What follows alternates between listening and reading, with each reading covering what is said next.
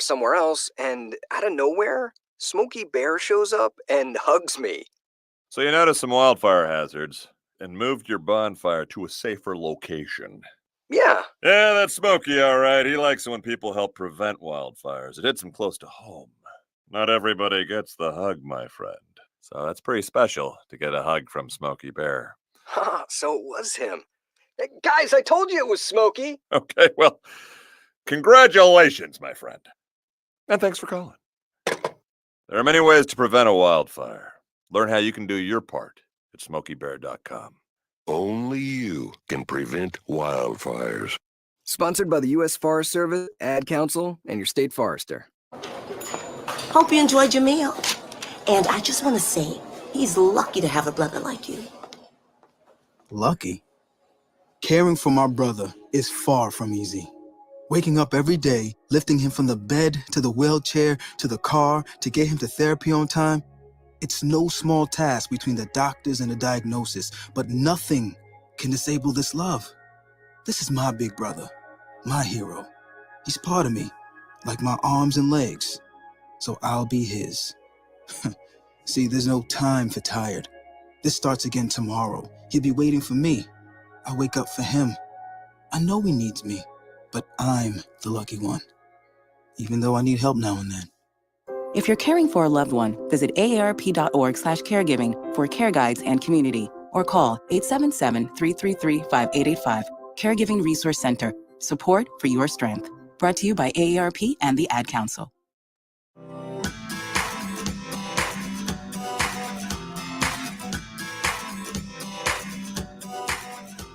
People been saying to your friend, get a different face, and posting on their feed, they're super ugly. The things they say to them online are cruel and they're not true. So tell your friend, I'll stand up for you.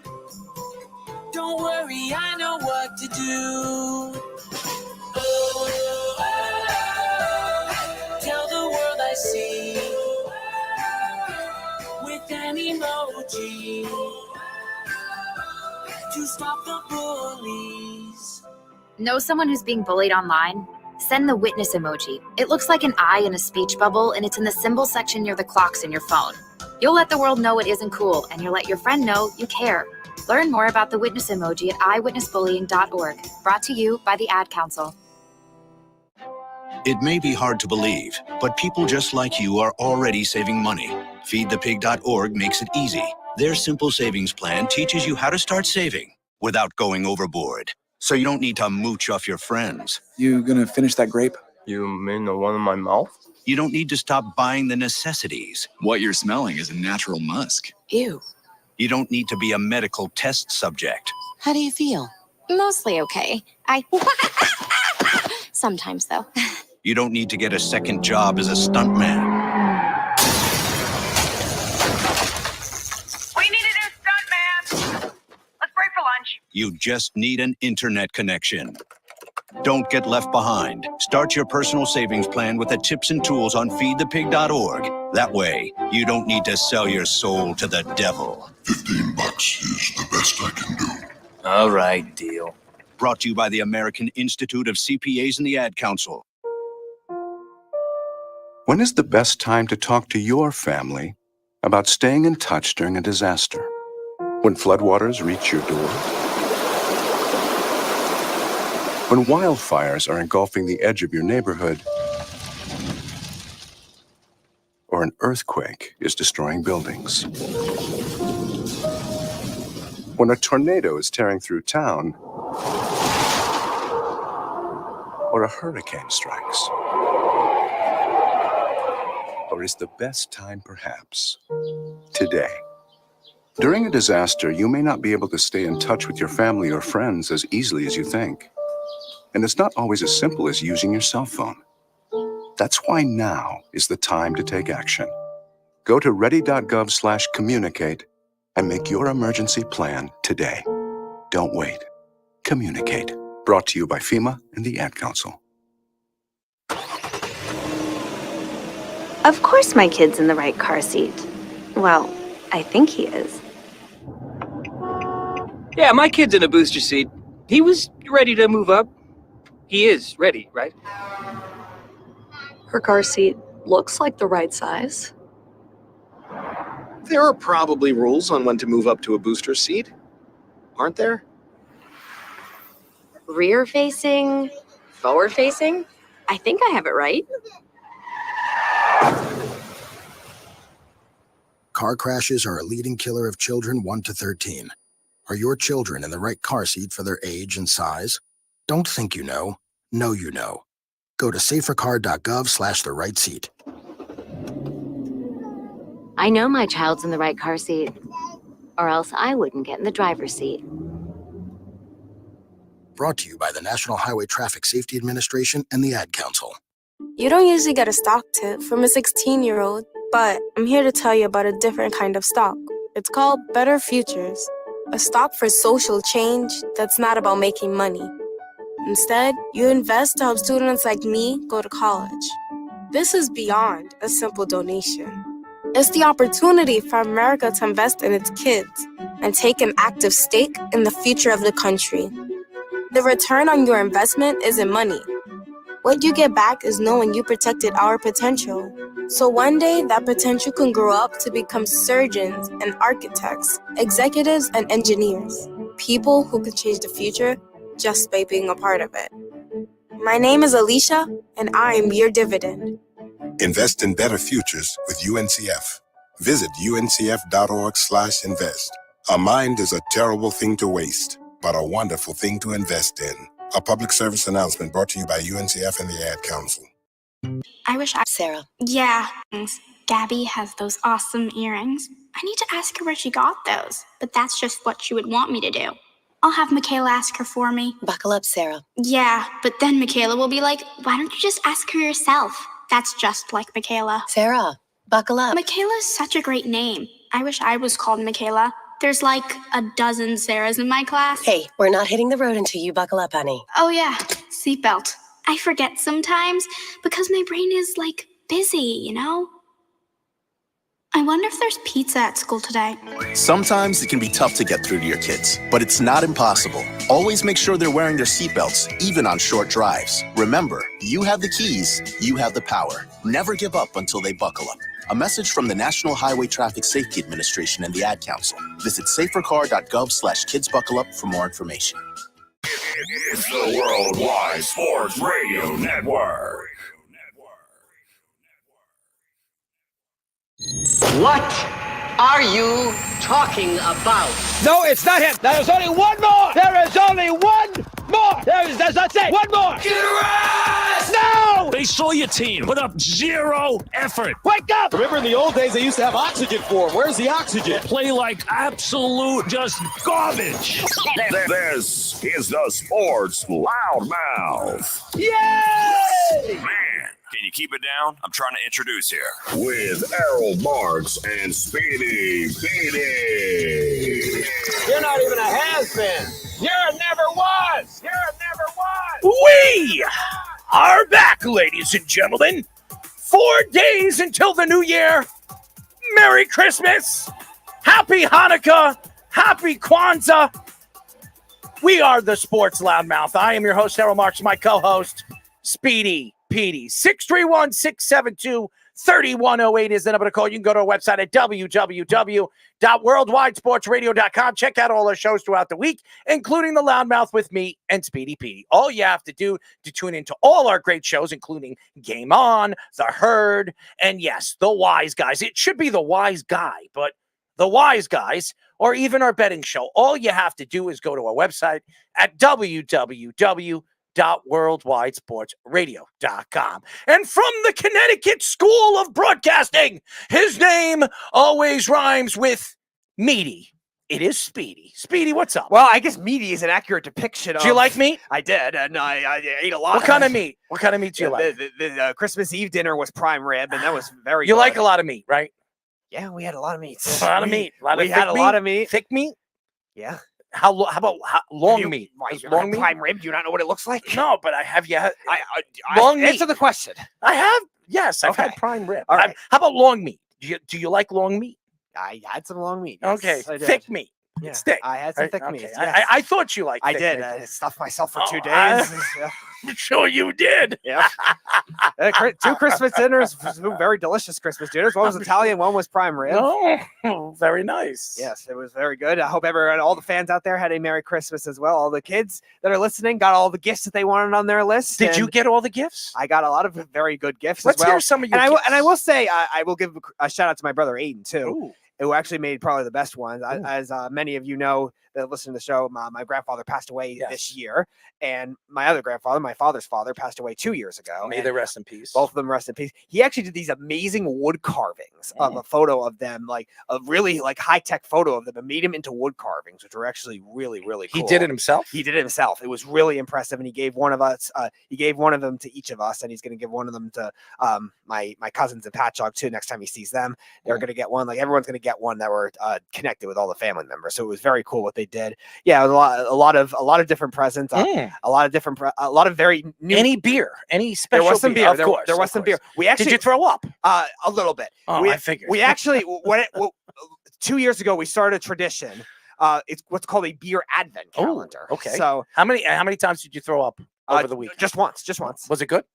It was unexpected. It was well, everything's unexpected. With it was unexpected. You know, well, what were you doing? Were you hanging out and you just We were decided playing to a game with throw the up beer. on a, like we were a playing. turkey? We were playing a game with the beer involved. We kind of connected it, and it went through your nose. Is that what you're saying? Pretty much. Okay. So you trying to drink the beer with your nose?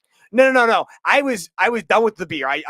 So we have these sampling things where I forget the name of it. Flights, they're called. So flights. there are 4 of them. So we have all these cans that we end up sampling because it's an advent calendar. I think we started it last year and it continued on. These are a bunch of German and Austrian Have you ever seen the movie beers. Bad Santa? I have not. With the calendar. He would steal all the chocolate and put like different things like Fruit Loops and stuff like that and tape it up. That was funny. That was good. But anyways, we all know your story. I don't want to hear any. All right. Okay. Let's hear about your Christmas. My Christmas was okay. I hung out with my family. A lot of laughing and attacking my sister. It was fun. I enjoyed Attacking it. your sister. Well, you know what it is I like to be fun. And I like to be funny. So yeah, I meet new people, and I met some of my sister's friends or friend, and I threw a couple of curveballs. You know, that's what I like to do. I like to make people laugh, as you know, Speedy. Off air, I very on much air, know and that. everybody else. I enjoy it. I really do. And I hope everybody had a Merry Christmas. No snug, I did. No snug. There were no cornhole tournaments. We do that in the summer. Do you like cornhole? I do. Oh, yeah, I do. Which part of the hole do you like? How do you play cornhole? There's only one hole. Well, I know there's one hole, but which hole do you like? I don't the blue know. or the red? Blue. All right, you like it blue, right? I like the color blue more than the color red. I figured you like blue, like blue balls, right? No, like the color blue. Just stop at the color. Do not expand any further. All right. Anyway, so you promised the fans that you would sing a nice Christmas song. Yes, okay? I did. So I will dedicate this to the best toddler on Long Island. Oh, I like this. Joshua Silverberg's own son. Oh, you, Caleb. Josh. No. How about we just Joshua Silverberg? He is the biggest and the youngest toddler we know. That is fair enough. So this is the best rendition I could do of a bad You got reality music show in the audition. background? You have music on the background? I don't. You have to get my singing and live it to the fullest. Oh, please. So this is my bad rendition of Jingle Bells. Dashing through the snow in a one-horse open sleigh. O'er the fields we go, laughing all the way. Bells on bobtail ring, making spirits bright. What fun it is to ride and sing a sleighing song tonight. I was Learn the song. Yes, I was like Caleb. Learn the song. Oh, jingle bells, jingle bells. All right, jingle I'm done. all the Please, way. you're going to scare people away. People aren't going to want to watch this show or listen to this show. Hey, you're making me sick to my stomach right now. You that ruined the song was for Josh and Caleb. But you ruined the song. You ruined it. You Again, absolutely ruined it. I don't ever want to hear Jingle Bells ever again. Well, that's your Thank own you. priorities. Thank you. Thank you for ruining my Christmas just for that, whatever you call that. Anyways, we have a great show lined up for you guys. A little bit later, we were supposed to have our friend, obviously, former Raiders and Lions safety, Stuart Schweigert. But unfortunately, his son was very, very sick. So he will be on the show sometime in the next couple of weeks. So I want to give a shout out to Stuart. Hopefully his family's okay, and hopefully they get better. But at 9 o'clock, we'll be talking to FTN Network Chief Analytics Officer Aaron Schatz. He will be joining us. He's been on our show before, and I don't know if you guys have ever remembered our interviews with him. Him and me, go back and forth about a lot of different things when it comes to football. So it's a must listen to. And by the way, he's a part of the voting for the NFL. So he does MVP and All-Pro voting. Yeah, so I'm sure he'll have his own thoughts of some of my thoughts on, at 9 o'clock. So definitely tune in. Dodgers sign Yamamoto to a 12-year, $325 million deal. We've been talking about this. We didn't get a chance to speak about it last week. We will get into that tonight. Dodgers remain interested in Josh Hader and trading for 2 Guardian pitchers. So we all know those 2 Guardian pitchers. Yeah, one of which. Why do they need any more pitching? Do they have enough? I mean, seriously. Yeah, well, they're going that rotation is the best in baseball. Yeah, and then they're also in the works for their closer, Clase. That's very good too. It's ridiculous. Broncos bench Russell Wilson for for the last 2 games of the season. I have no idea why they're deciding to do this, because to me, they're in a playoff spot right now. They're fighting. They have 2 games left. The chances of them getting into the playoffs, I think, is like 10% or something. Yeah, like it's that. not likely, but it's still possible. Nevertheless, if the 4 or 5 teams ahead of them lose at least one of their 2 games, there could be a very good chance they make the playoffs in the final spot. So it doesn't make any sense. But that is Sean Payton. Nothing makes sense. Could the Cowboys fire Mike McCarthy if they get eliminated early in the playoffs again? I've been saying this over and over again. If Mike McCarthy has a bad playoff run, he will be fired. That's just my opinion. Woody Johnson confirms that Joe Douglas, Robert Saleh, and Nathaniel Hackett will all be back next season. I think this is a big mistake. But again, this isn't Woody Johnson's team. This is Aaron Rodgers' team. So I think Aaron Rodgers should own the team. I think they should give him a piece of the team because he's making the decisions. Woj reports frustration with the Suns and Kevin Durant, and ex-NBA point guard Brandon Jennings thinks that Durant should leave. So that's a big story right now.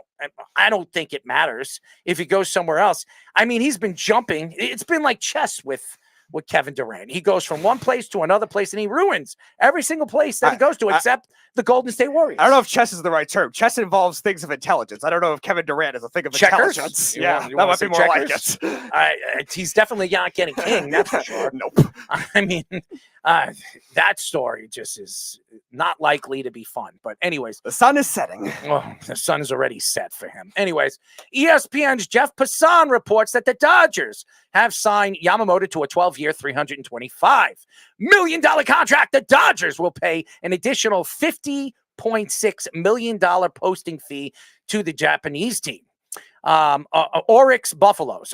Yamamoto will also receive a $50 million signing bonus. Ken Rosenthal reports that Yamamoto's contract will have 2 different opt-outs, which we said this, after the 6-year and 8th-year deal. The Yankees and the Mets reportedly were willing to give him a $300 million contract, but would not go any higher than that. Yamamoto deal is the largest amount of total money given to a pitcher, surpassing Garrett Cole's contract of $324 million, which is not true because Ohtani got a $700 million contract. And is he not a pitcher? So I guess that's a lie. Technically that, but that's a lie. So whoever wrote that article, if you were down including Ohtani, I guess not. Naughty.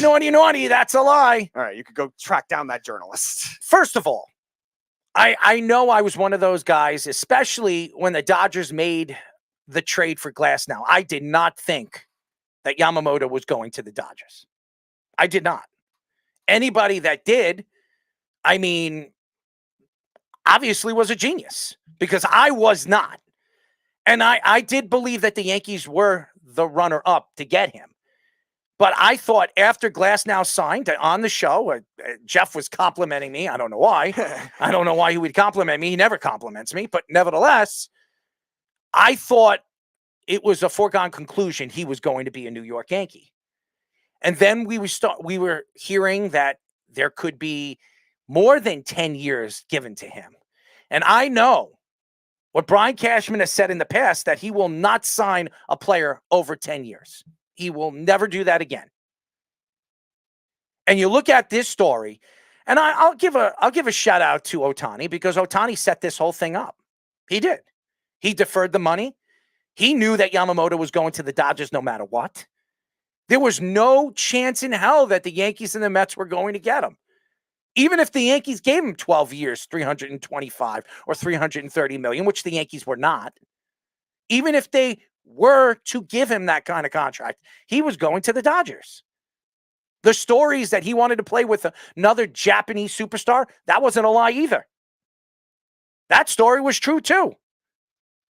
And that's why I thought the Met fans thought that, being that they have one of the best young Japanese pitchers in baseball, and then that's why the Cub fans thought they had a chance, and that's why the Boston fans thought they had a chance.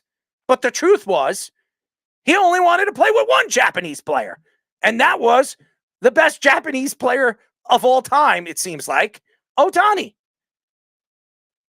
You sit here, and I'm not taking shots at Yamamoto. I think he's a fantastic pitcher. We have to see if he could pitch in the major leagues. The contract makes a lot of sense. It's an average of $27 million. Me and Jeff were talking about it, and Jeff even said, that's a good contract. It is. And if you look at the contract, the way it's set up, it does work for the Dodgers. But you sit here today, is this good for baseball? And we have spoken about this a lot on this show for the last 2 weeks. And now that this happens, and now you're hearing Josh Hader, you're hearing other pitchers that they're looking at. They want to set up their relief pitching and their bullpen. They want to add another bat to their lineup. Is it not enough that the Dodgers made a move for arguably the best pitcher available this offseason? Actually, arguably the two best pitchers in the offseason, and one of the best power bats in all of baseball. Is it not enough that Yamamoto is now going to be a Dodger for the next at least 6 years, where he has an opt-out clause either in the 6th year or the 8th year? I don't know why he split it up. It doesn't make any sense. But obviously, there's some kind of thought that ownership might sell the team at one point in the next 5 to 7 years. And if that happens, Ohtani wants out, and so does Yamamoto. So why would Ohtani and Yamamoto decide to go to the Dodgers when they know that this could very much happen? Now, again, baseball is very unique because there is no salary cap. You could pay any player what you want. If the player wants $1 billion, you could pay him $1 billion.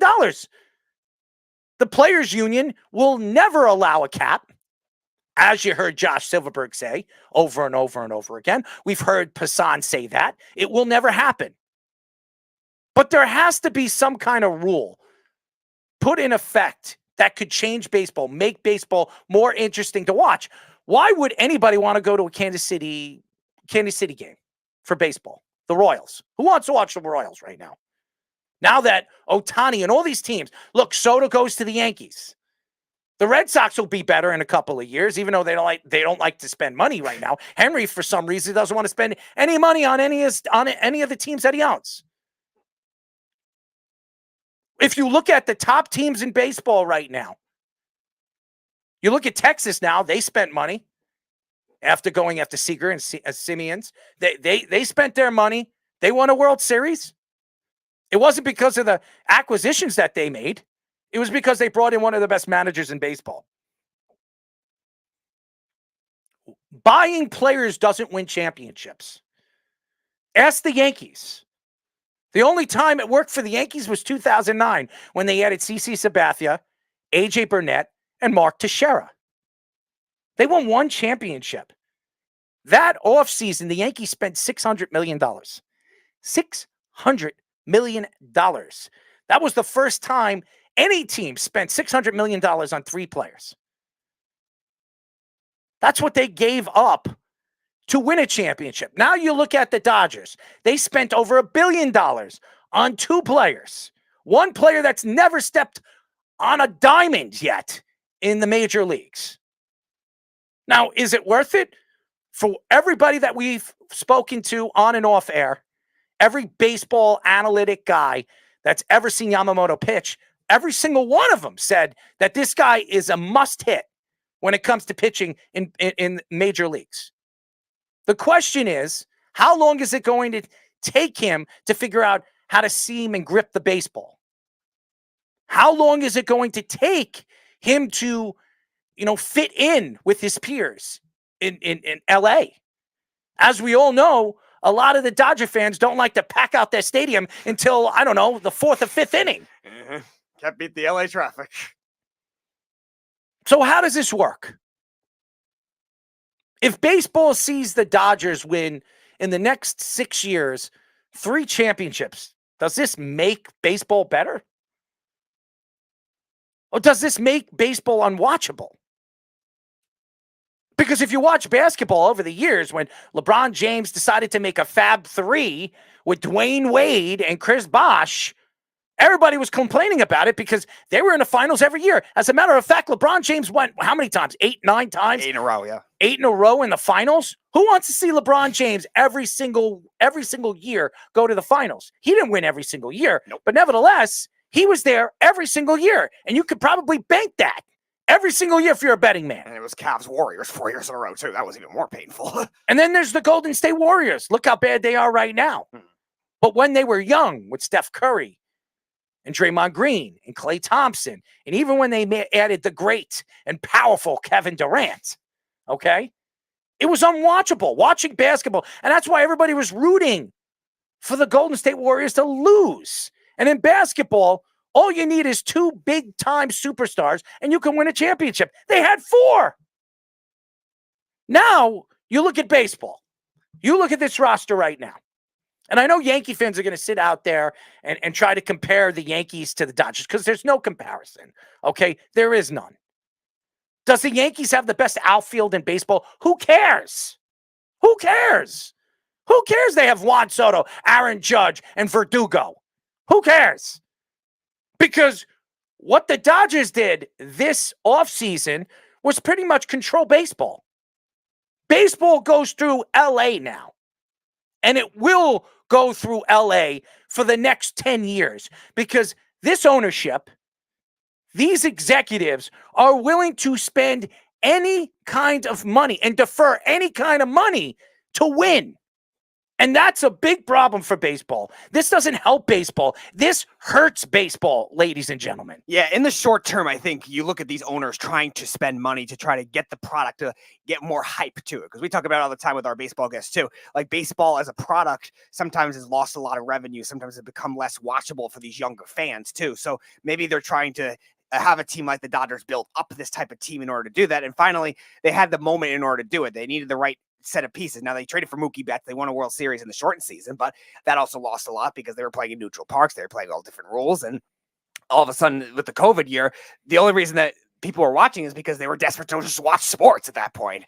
But now you look at a case of this Dodgers team, it's not guaranteed they're going to win all those championships either because no, baseball is harder to control than basketball. There's so much other factors in baseball the way it is. And that's why I think other guys are going to be rooting for the Dodgers to lose just as much too. And it's going to be a lot more watchable because people are going to want to see that. People wanted to see the Astros lose when everyone wanted them to start cheating. Didn't matter who they played. Now the Dodgers are going to become the quote unquote evil empire that everyone says the Yankees were for a while. And then the Astros became now too.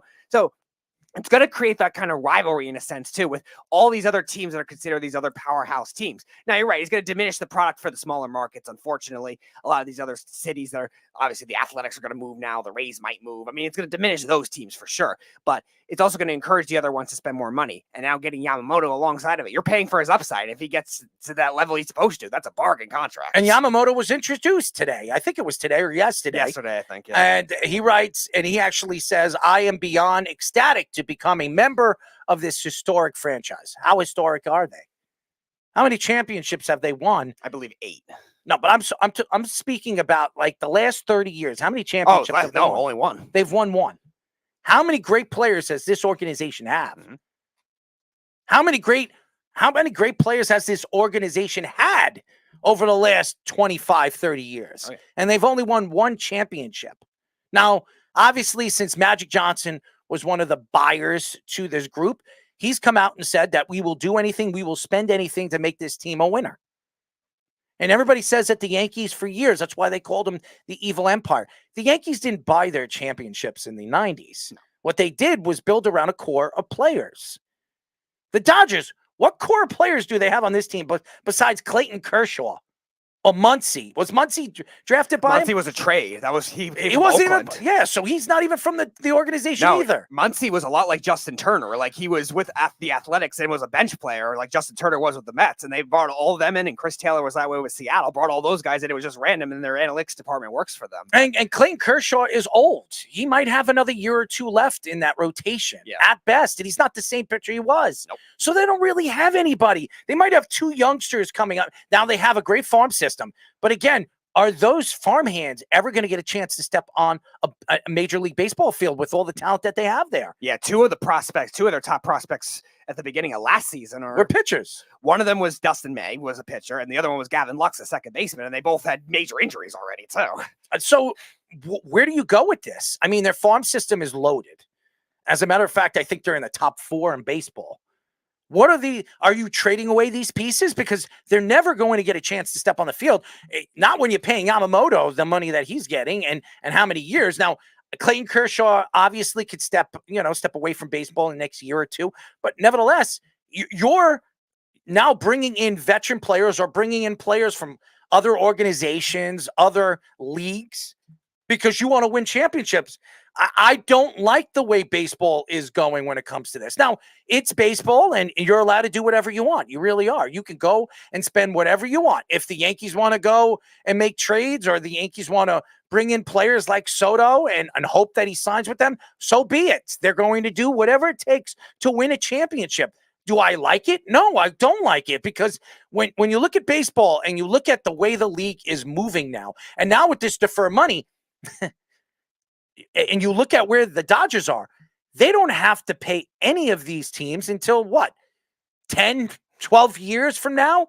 Now, yes, they got to save money with the Ohtani deal, and they're going to have to pay the luxury tax, but they don't have to pay that for 12 or 13 years. And by the way, the ownership could decide, hey, you know what? We won our 3 or 4 titles. The team's worth quadruple the amount of money that it was worth when we bought this team. Let's trade them and let the other owner deal with it. Yeah, I'm curious to see also how these other, not necessarily small market teams, I think they're just going to operate the same way, but the middle market teams, how they're going to be able to the teams that spend on occasion. Like you were saying, the Texas Rangers have the big spending spree after not really spending much for the last 6 years before that.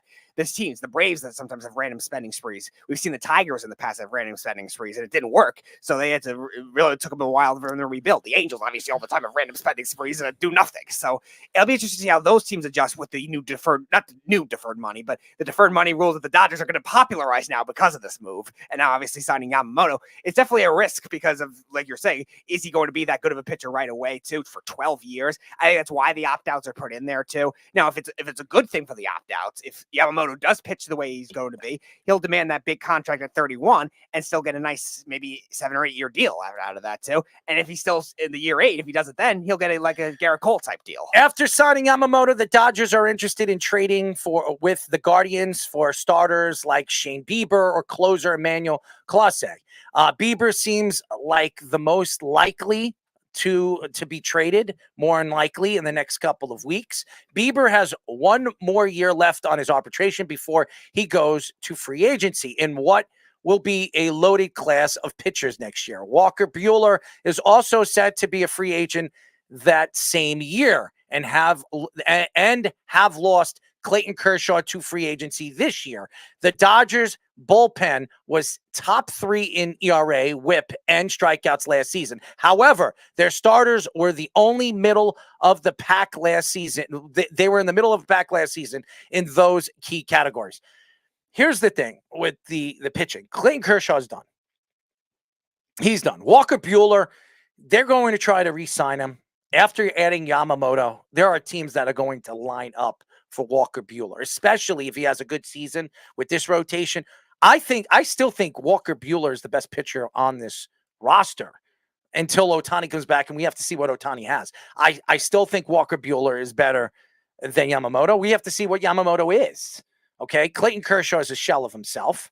So Walker Buehler coming off a major injury, if he has a good season, there are teams like the Mets, the Yankees. You're talking about all the Cubs, the Red Sox. There are going to be teams lining up for Walker Buehler and what he can do on the mound. The Dodgers, again, are not worried about the money, as it has been said that they're going after Josh Hader.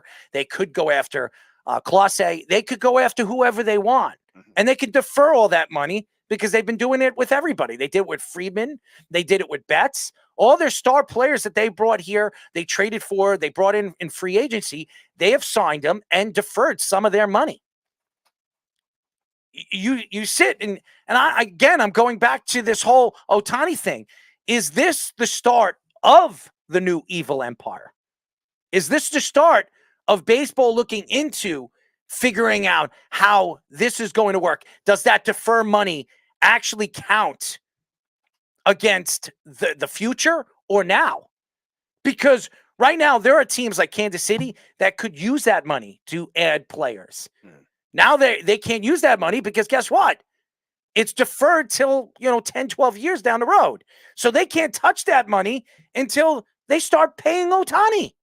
So it doesn't make any sense. Now, baseball's got to figure that out because they figured out new rules that they think benefits baseball. Some people like it. Most people don't.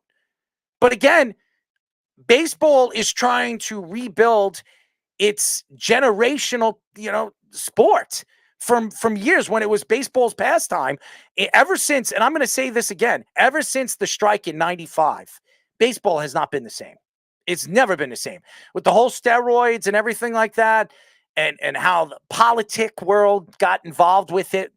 It hasn't helped baseball.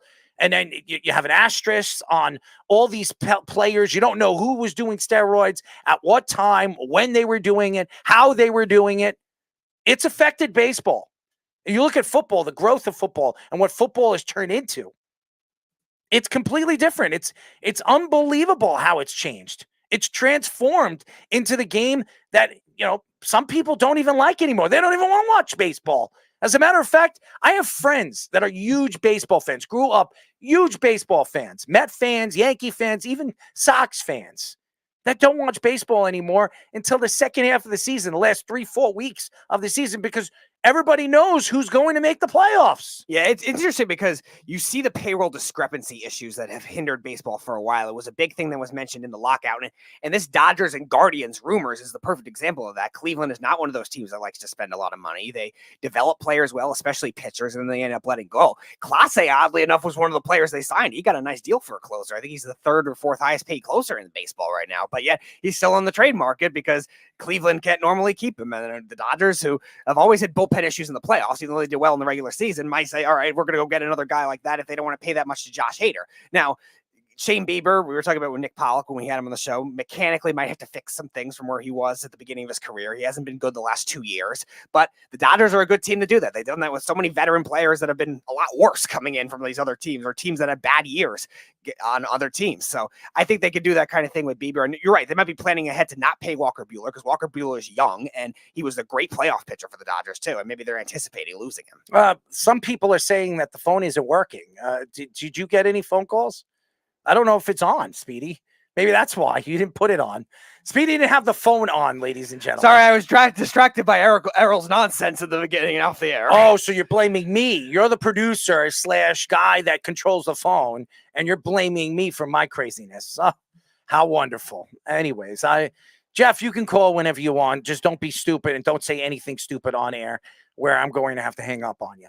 Ian Rappaport reports that the Broncos are benching Russell Wilson for the final 2 games of the season because of potential flexibility money-wise in the offseason. The Broncos would have to pay Wilson $36 million guarantee if he can't pass a physical this offseason. Wilson would also count for $35.4 million in dead cap money next season and $49.6 million the year after if he is cut.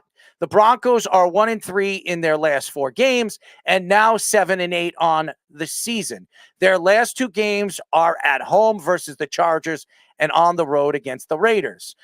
Jarrett Stidham will start for the Broncos, who ironically started for the Raiders when they benched Derek Carr at the end of last season.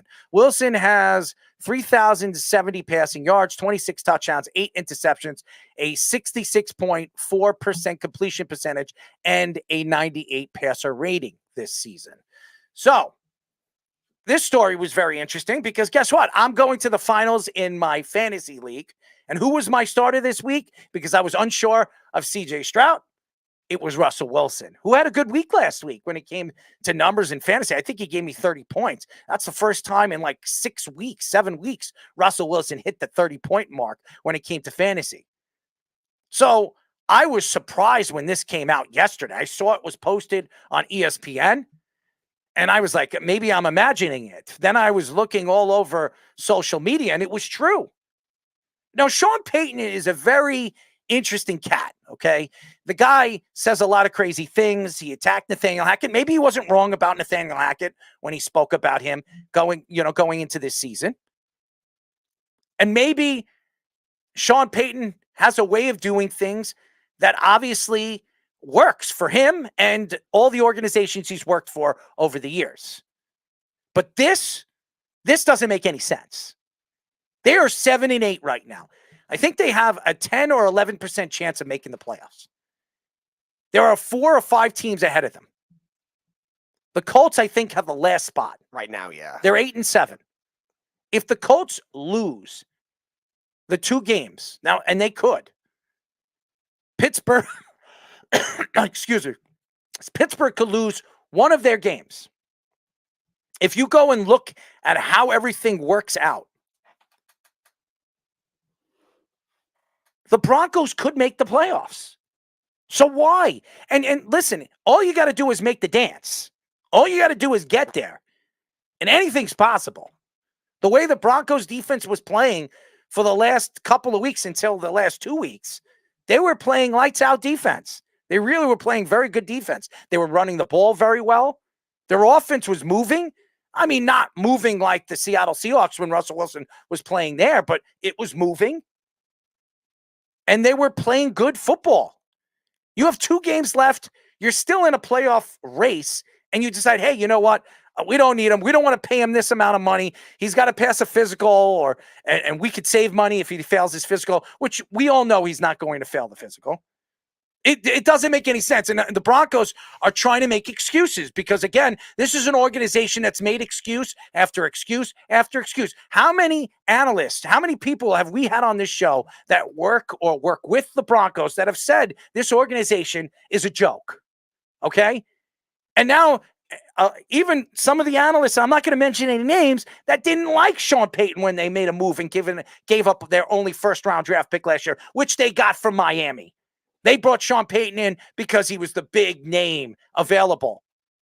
Now, how does this work? Now, Sean Payton's done a pretty good job this year. The first 5-6 games, I think they were like 1-5. They were horrible. Yep. They lost against the Jets, yes. They lost against the Jets in Denver again, and the Jets still lost their best tackle in Elijah Vera Tucker and still couldn't win that game, by the way. How could you sit here right now and try to sell this to the Bronco fans? That Jarrett Stidham is going to start the last 2 games of the season. By the way, the same Jarrett Stidham that choked last year when he took over for Derek Carr. It doesn't make sense. I could understand if it was Carson Wentz or Matthew Stafford or somebody like that. Are you trying to lose?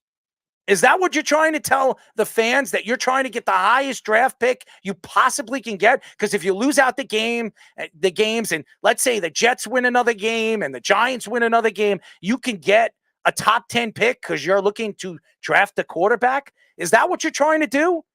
Because if that's what you're trying to do, just say it. Don't give this crap that you're trying to save money and you're trying to say, well, if we do this and we cut this, Russell Wilson fails a physical, we'll save $37 million. It's ridiculous. Yeah, and it doesn't make sense either because you're dealing with 2 games that are definitely winnable. I understand they just lost to the Patriots. Maybe they're saying, okay, you're going to overreact because they lost a game against the Patriots they shouldn't have lost. Okay, but you're still playing the Chargers, who have an interim head coach and a horrible defense, and you're still playing the Raiders, who they can beat the Raiders too. The Raiders are playing well, but they still that's still a winnable game for them. So it makes no sense. Plus, you're really disgruntling Russell Wilson as it is too. Which who cares about him? Which Russell Wilson, it seems like the path was going to be off of him anyway, but still, that's not going to leverage other quarterbacks to want to come there too. If you're going to throw away money, we've had many ex-NFL players on the show that have said that teams have manipulated players' salary caps where they don't play them a certain amount of snaps to get the bonuses. They don't play them a certain amount of snaps to get extra incentives in their contract. And now you're not playing him to make sure that he doesn't get hurt. So you don't have to pay him $37 million. Like, if you're going to do that, you're going to gain a lot of bad reputation as an ownership group, which the Broncos have already kind of started to become, and not get the players that they want. And then you end up being like the Carolina Panthers, the Washington Commanders, all these teams with dysfunctional ownerships. You don't want to be the next one of them. No, hey, they want to build a new stadium. They want to do this. They want to do that. And listen, this ownership wants to spend money. They spent money. They took over this team, this organization, and they paid Russell Wilson the money that they wanted. And by the way, they traded away a stock of first-round draft picks and picks that set the team back for years. And then they trade away their one first-round draft pick, which, by the way, they traded their best defensive player last year to get a late first-round draft pick, which, by the way, they traded away to the Saints for Sean Payton, which made no sense. This team had no future going into this season. Let's be honest, they don't. Yep. They have good players. They have a couple of good young players. They have one of the best young corners in the league. Great.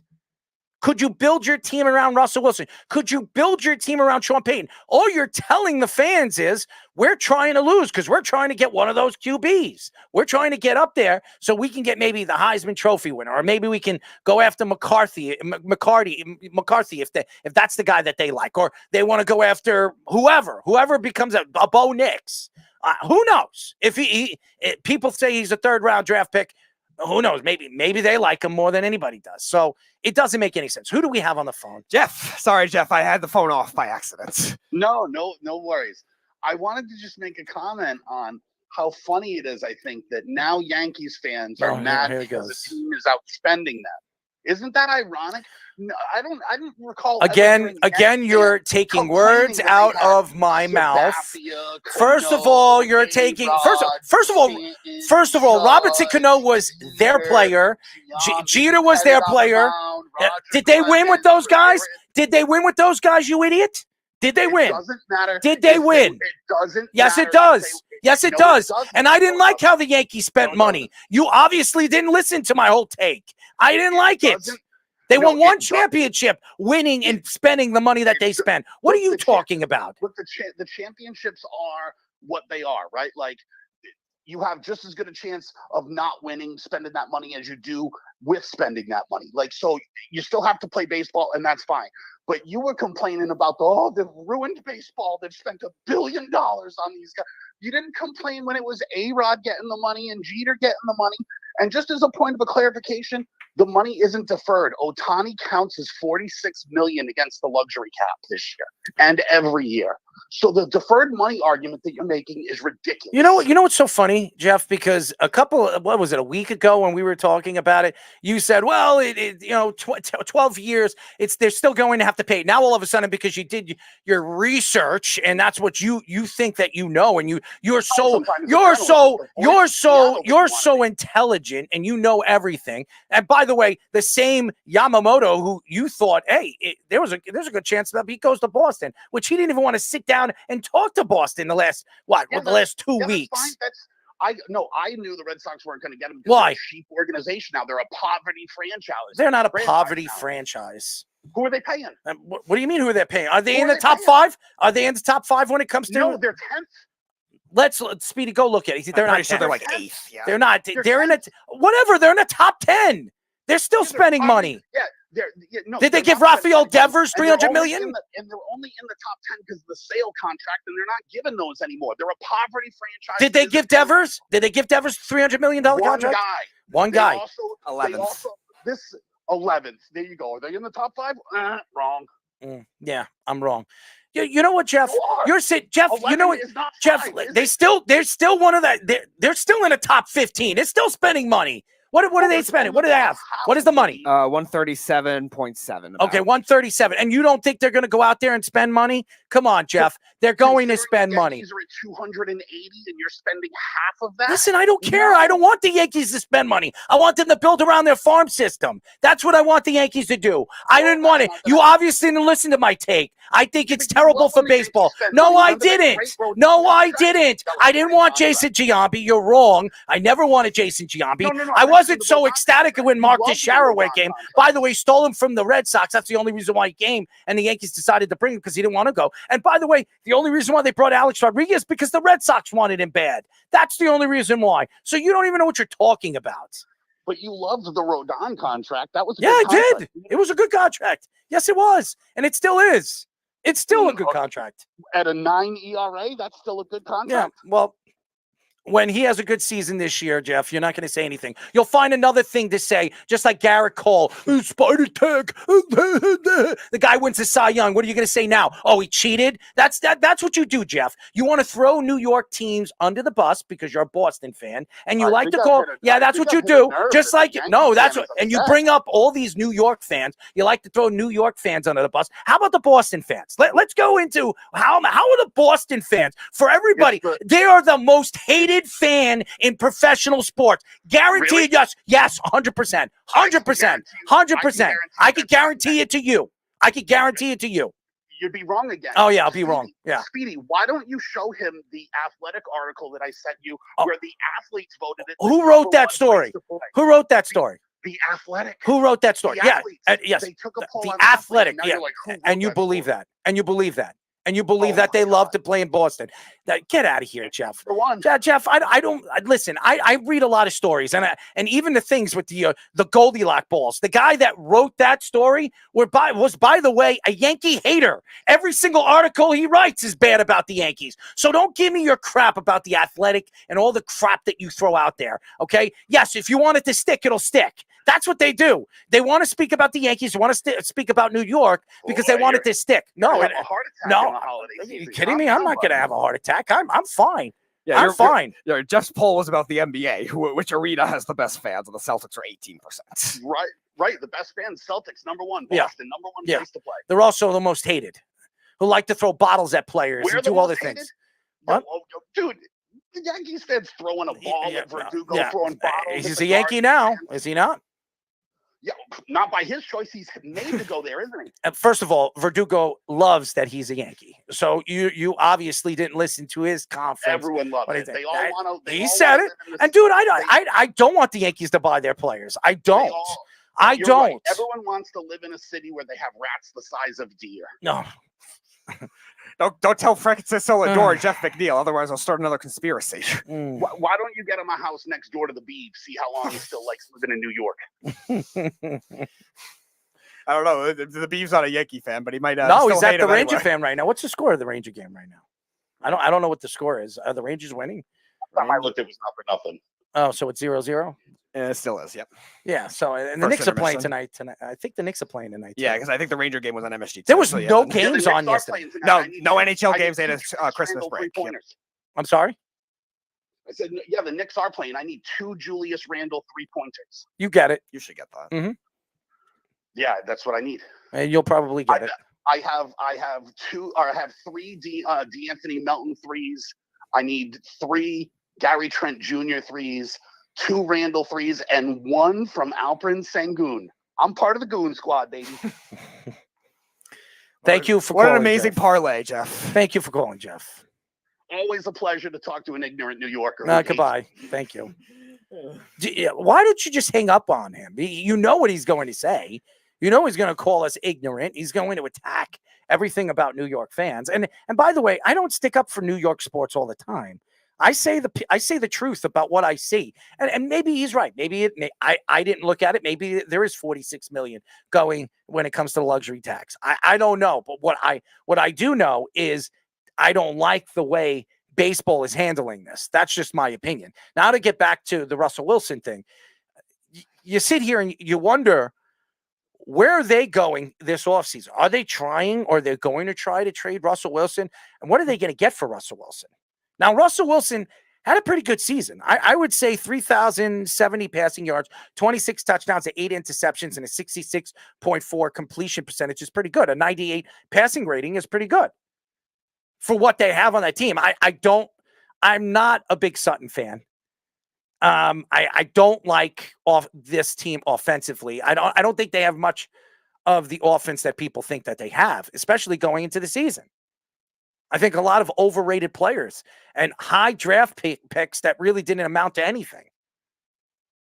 But Russell Wilson is being paid a lot of money, and nobody's going to pay him that money. Nobody. Now, if the Broncos are willing to pay most of it, maybe they trade him away. I don't even know if you could do that in football. I don't know if you could do that. No, I never saw anything like that in football. I've only seen an NBA and MLB. So I don't even know if you could do that.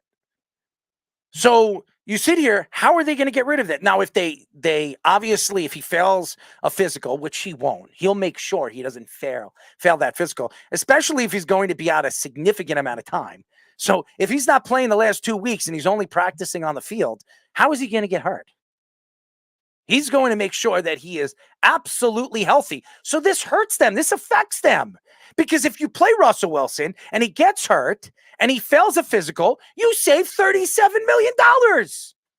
So why wouldn't you play him? Yeah. And again, you're looking at a scenario that doesn't really have much upside the other way too. Yeah, you could draft a quarterback. If you think that Russell Wilson might not have much more left in him, you could draft a quarterback and then try to trade his contract. That doesn't mean you have to do it like this though. Like, what quarterback is going to say, oh, I want to go play for them because they're going to go give me this injury clause that they could get out of at any time just to do that? No player is going to want to do that. And if you're the Broncos and you bring in this super rich owner, before Harris bought Washington, the richest owner in the NFL at the time, and you want these players to come in on free agency, why are these players going to want to go there when they can still make that kind of money somewhere else with the salary cap? So it is said the Broncos would have to pay Wilson $37 million guarantee if he can't pass a physical. Yep. So essentially what the Broncos are trying to do is they're trying to make sure that they don't have to pay that money because he's quote unquote healthy, which is just silly. Like, you want him to be healthy, well then play him.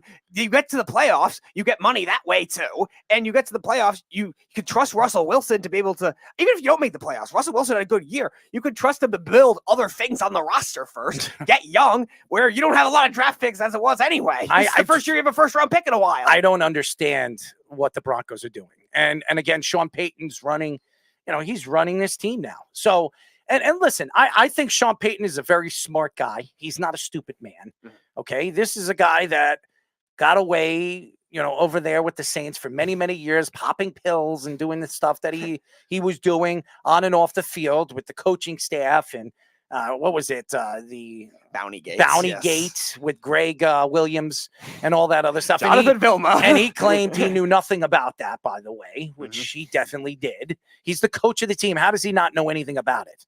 All right. Especially when you have a defense as bad as it was at certain points when he was there. Yeah. So I don't know how he knew nothing about that. And then the whole Vicodin thing. And it just, I think Sean Payton is a smart man. He's not stupid. And he understands how things work in the NFL. Hence the reason why he decided to take this lousy job. And it is a lousy job. This is an organization that has won over the last couple of years. You could see it. But they also had Peyton Manning. They also had a great Von Miller, one of the best defensive linemen we've seen in the last 25 years. They had weapons. They have the Hall of Famers on. When you look at this team, tell me what Hall of Famer they have on this team besides possibly Russell Wilson. Could you name a guy that's on this roster right now? Maybe Patrick, maybe, but he's the only third year in the league. Yeah, if he continues playing the way he is as a top corner in the league, because I think he's an all-pro player again this year. Yes, absolutely. But if he continues playing the way he is, he could be a Hall of Famer. But besides him, who do they have? Really, who do they have? Sean Payton has to rebuild this team. Start all over again. And that's probably why, being that they're 7-8 and saying, you know what, they should have done this weeks ago. When they were winning and they had 5 wins, I would have started to lose 2-3 weeks ago, because then you would have been in a top 7, top 6. You could take your pick if a quarterback falls to you on who you want. Maybe you move up at 6 to 2 or 1 with one of those teams. Move to 1 with the Chicago Bears to get Caleb Williams if you think he's the best fit for your organization. But what you did was you put yourself in a bad position where now you're drafting, 13th, 14th? Yeah. I don't know 14th, I believe it was. 14th? Yeah.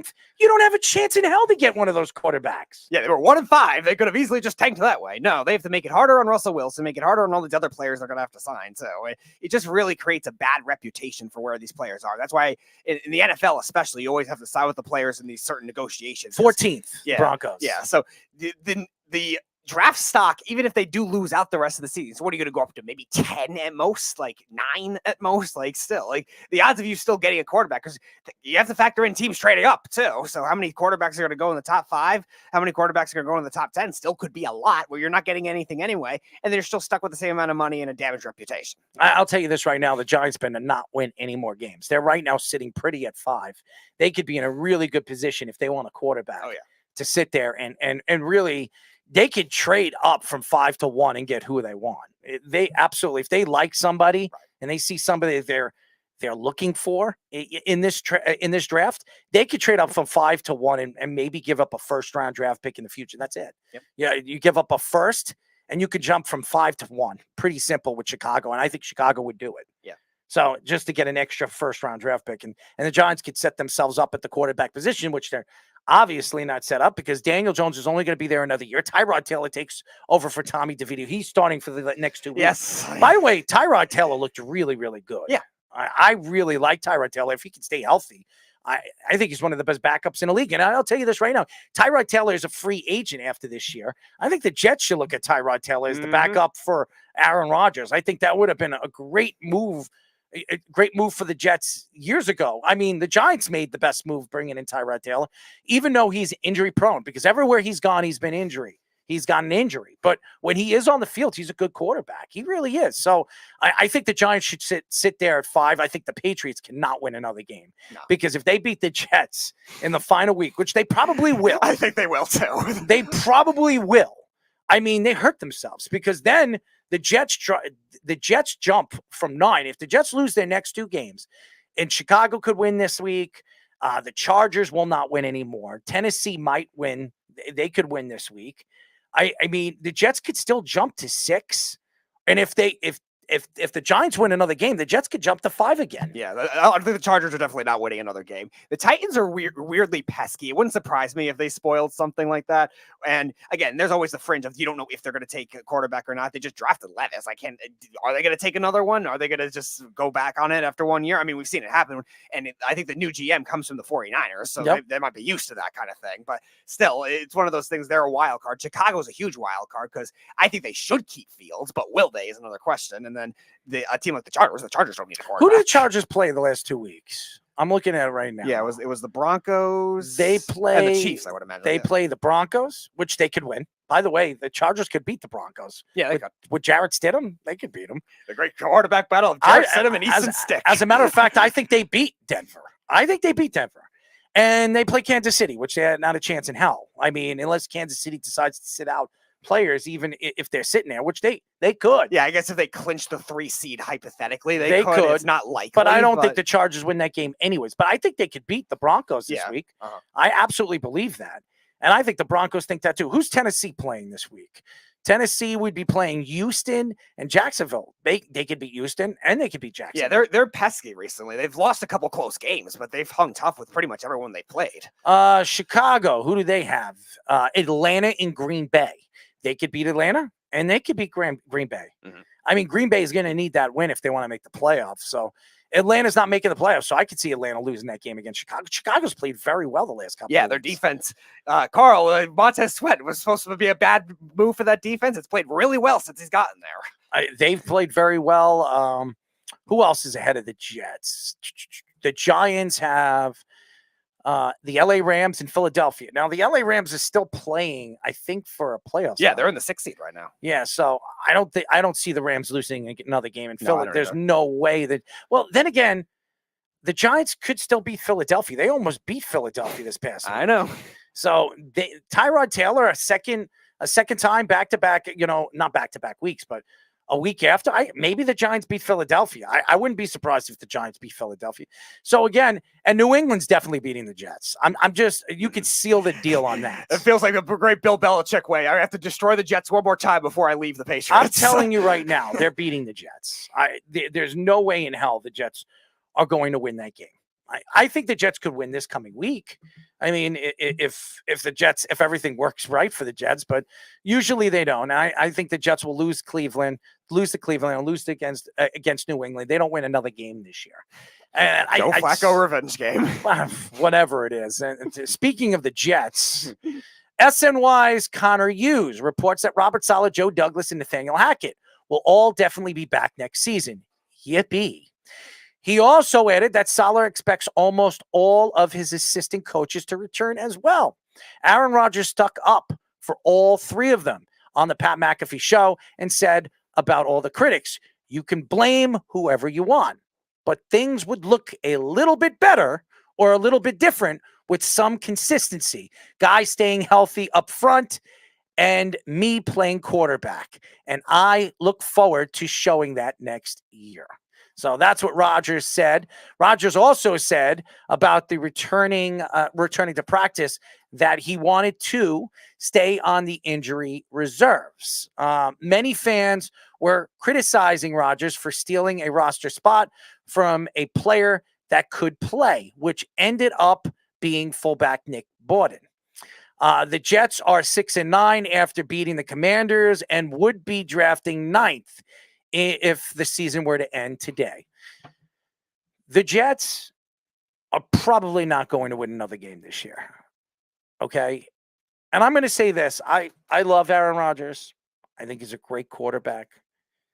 I think he deserves a lot of the accolades to bringing the Jets to the forefront this offseason with the whole Hard Knocks and everything. I think he's everything that the Jets wanted when it came to a quarterback that has a name, has a flair. Here's the problem. He only played on 4 plays the whole season. He played literally a minute this season on the NFL field for the New York Jets against the Buffalo Bills on Monday Night Football, where he ran on the field with a flag, with all the lights and the cameras and the flashes and all the Jet fans hollering, saying, we want a championship. We want a Super Bowl. And what happens? Yet again for the New York Jets. They choke. They have a 7-win season, and they're going into the offseason wondering who's going to be their quarterback next year if their star quarterback gets hurt again. And is Robert Saleh the coach that's going to lead this team to the promised land? I don't think Robert Saleh is the guy. I think that pretty much sold to me in week 13, okay? And I could bring up that game because I'd love to bring up games. I think it was against the Atlanta Falcons. I think that was week 13. Yeah, I think it was the week after Thanksgiving. Yep, that sounds right. After losing against the Atlanta Falcons, I realized that Robert Saleh was not the guy, okay? I realized that he was not going to take the Jets to a Super Bowl. I don't care who the quarterback is. I don't care who the defensive coordinator is. You could bring Rex Ryan as a defensive coordinator. You could bring in Bill Belichick as a defensive coordinator. I do not believe Robert Saleh is the answer to the Jets' woes at the coaching position. And the thing is I do think Aaron Rodgers could be a huge answer for the Jets at the quarterback position. The problem is when a player tears their Achilles, usually their knee goes next. We've seen this before. It's happened before. In basketball, ask Thompson. Ask Thompson on the Golden State Warriors. His knee went first, and then his Achilles. Not even a year later. And then it's usually, if the knee doesn't go first, the Achilles goes first. It's the knee that goes. Same leg. The chances of Aaron Rodgers staying healthy next year for an 18-week season is very small. He is going to be 40, going to be 41. He wants to play all the way into 2025, which I hope he can. I'm not going to bet on it. Who's going to be the Jets' offensive line? That's the question. Is Elijah Vera Tucker going to actually play for a full season? Tippmann looks like he's a star. I think Tippmann could be an all-pro player. He is fantastic. The Jets have the center of the future. He is perfect for what the Jets are looking for. He's the next Nick Mangold, you would hope. But they need DeBrickashaw Ferguson, and it's not Mekhi Becton. And you needed to lose the last few weeks. How do you beat Washington? Okay, Washington wanted to lose that game. They had, and by the way, they tried to come back at the end of the game to make it a challenge. And by the way, the Jets almost choked that game too. Thank you, Robert. Travis Simeon did all he could to contribute to the tank in the second half with all those dumb interceptions he had. I mean, that was a game the Jets should have lost. And what happens, ladies and gentlemen? They win. And they put themselves at number 9. There's no chance in hell they're going to get alt. There's no chance. No. They're not getting the kid from Penn State either. No. So now you're going into free agency. And now you're going to have to bet or hope that one of these veteran guys are going to stay healthy and protect Aaron Rodgers for 18 weeks. When you could have got one of these offensive linemen that could change your team for the better, you decide, hey, you know what? We're going to beat Washington. It doesn't make sense. And again, I understand coaches don't want to lose. We all understand that. It's all about their job. But you knew you were keeping your job. Robert Saleh knew. Joe Douglas knew. Nathaniel Hackett knew they were keeping their job. You know why? Because Aaron Rodgers is running that team. And Aaron Rodgers wants them back. He doesn't want to play for anybody else. He doesn't want to play for Jim Harbaugh or Bill Belichick, even though Bill Belichick would never go to them. No. But Jim Harbaugh, any of these guys, he wants to play for Robert Saleh. He loves Robert Saleh. And the reason why he loves Robert Saleh, because Robert Saleh kisses his ass. Yep. Now, in terms of Robert Saleh, you kind of knew he was going to stay there just for that reason. And he's always been a good team culture guy. Now, he runs his mouth a little too much in terms of some of his statements. I'm taking tickets. Yeah. I'm taking receipts, everybody. I'm taking tickets. But still. Receipts, tickets, whatever. Yeah. There's enough. Credit cards. Maybe. Who knows? There could be some. Money. You're gonna $100 bills. Yeah, you're gonna pay me. Rope in some financial scandal on this. You're gonna go sign Michael Kendricks to do that. Anything's possible with the Jets. I guess. Yeah, you can't ever rule anything out with the Jets ownership. For all we know. Ownership. At least Woody Johnson opens up his pockets. What has Robert Saleh been paying? I don't know. Robert Saleh has not been paying. Not paying his dues, that's for sure. He's not paying his dues, especially in the second half of the season, too. Thank you for Hard Knocks, by the way, Robert. That was the best part of the whole season for you. Yep. All the stupid things that you said during, the press conferences, or even to the team. I mean, there was nothing that stood out to me when it came to it. Was just as bad as the magician that they brought in during Hard Knocks. Okay, it's ridiculous. All right, there's nothing. It's a magic trick. That's what it is. It's alakazam. The Jets are a magic. It's a bad magic trick. Okay, they give you the thought that this team was going to compete this year. They gave you the hallucination that this team was going to compete against the top teams in the league. And the only games and the teams that they stood out for were the Kansas City Chiefs and the Philadelphia Eagles, which, by the way, are a shell of themselves from what they were when they went to the Super Bowl last year. So congratulations to Robert Saleh on a crappy season, okay? And that's when you look at Robert Saleh's record, this is arguably one of the worst records in a 4-year span we've ever seen a coach, not only for the Jets, in NFL history. Mm-hmm. He's not finishing seasons strong either, and that's a big blemish when you look at the mental reputation of these players, too, that the way that they drafted these players has been very good. Joe Douglas does a very nice job with that, especially except the quarterback position. Except for the quarterback, but especially on the defensive side of the ball, but even also the offensive skill players. Now, offensive line, we'll see how Elijah Vera Tucker comes back, but Robert Saleh on the defensive side of the ball still is not doing a good enough job of making adjustments. And I think good offenses have been able to adjust to that kind of thing. Now, I'm not saying that the Jets are a great defense. They are a great defense, but good teams, good coaches are going to be able to find a way. The Bills blew out the Jets. Are they a good defense? They get tired very, very quickly in the second half. And I'm not blaming the defense, because the defense, when your defense is on the field 42 minutes of the 60 minutes, I could understand.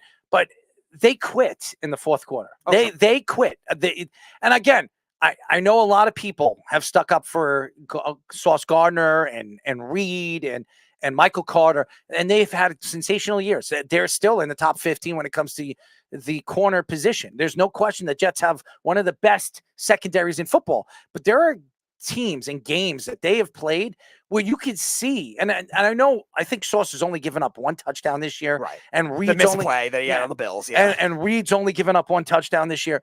But there are games that consistently teams are throwing against them and beating them on the outside and in the inside of the field.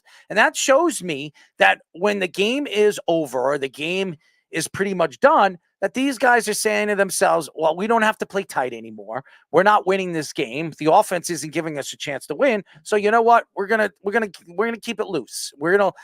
Teams are gonna beat us. We're not gonna let them beat us when it comes to putting the ball in the end zone, but they're gonna kick field goals and they're gonna beat us that way. And that's what's going on with the Jets. As a matter of fact, if you look at the Jets in the third, especially in the fourth quarter, they have been outscored at least 60 or 70 more points this year against from any other team. I mean, they are getting killed in the fourth quarter. They're getting killed in the fourth quarter. Their second half has been horrific. And their first quarter play. Oh, it's horrible. It's horrible. Their best quarters is the second quarter and the first 5 to 7 minutes of the third quarter. After that, the Jets are horrific. They're a terrible team. Go look at it. Yeah. Their fourth quarters are terrible.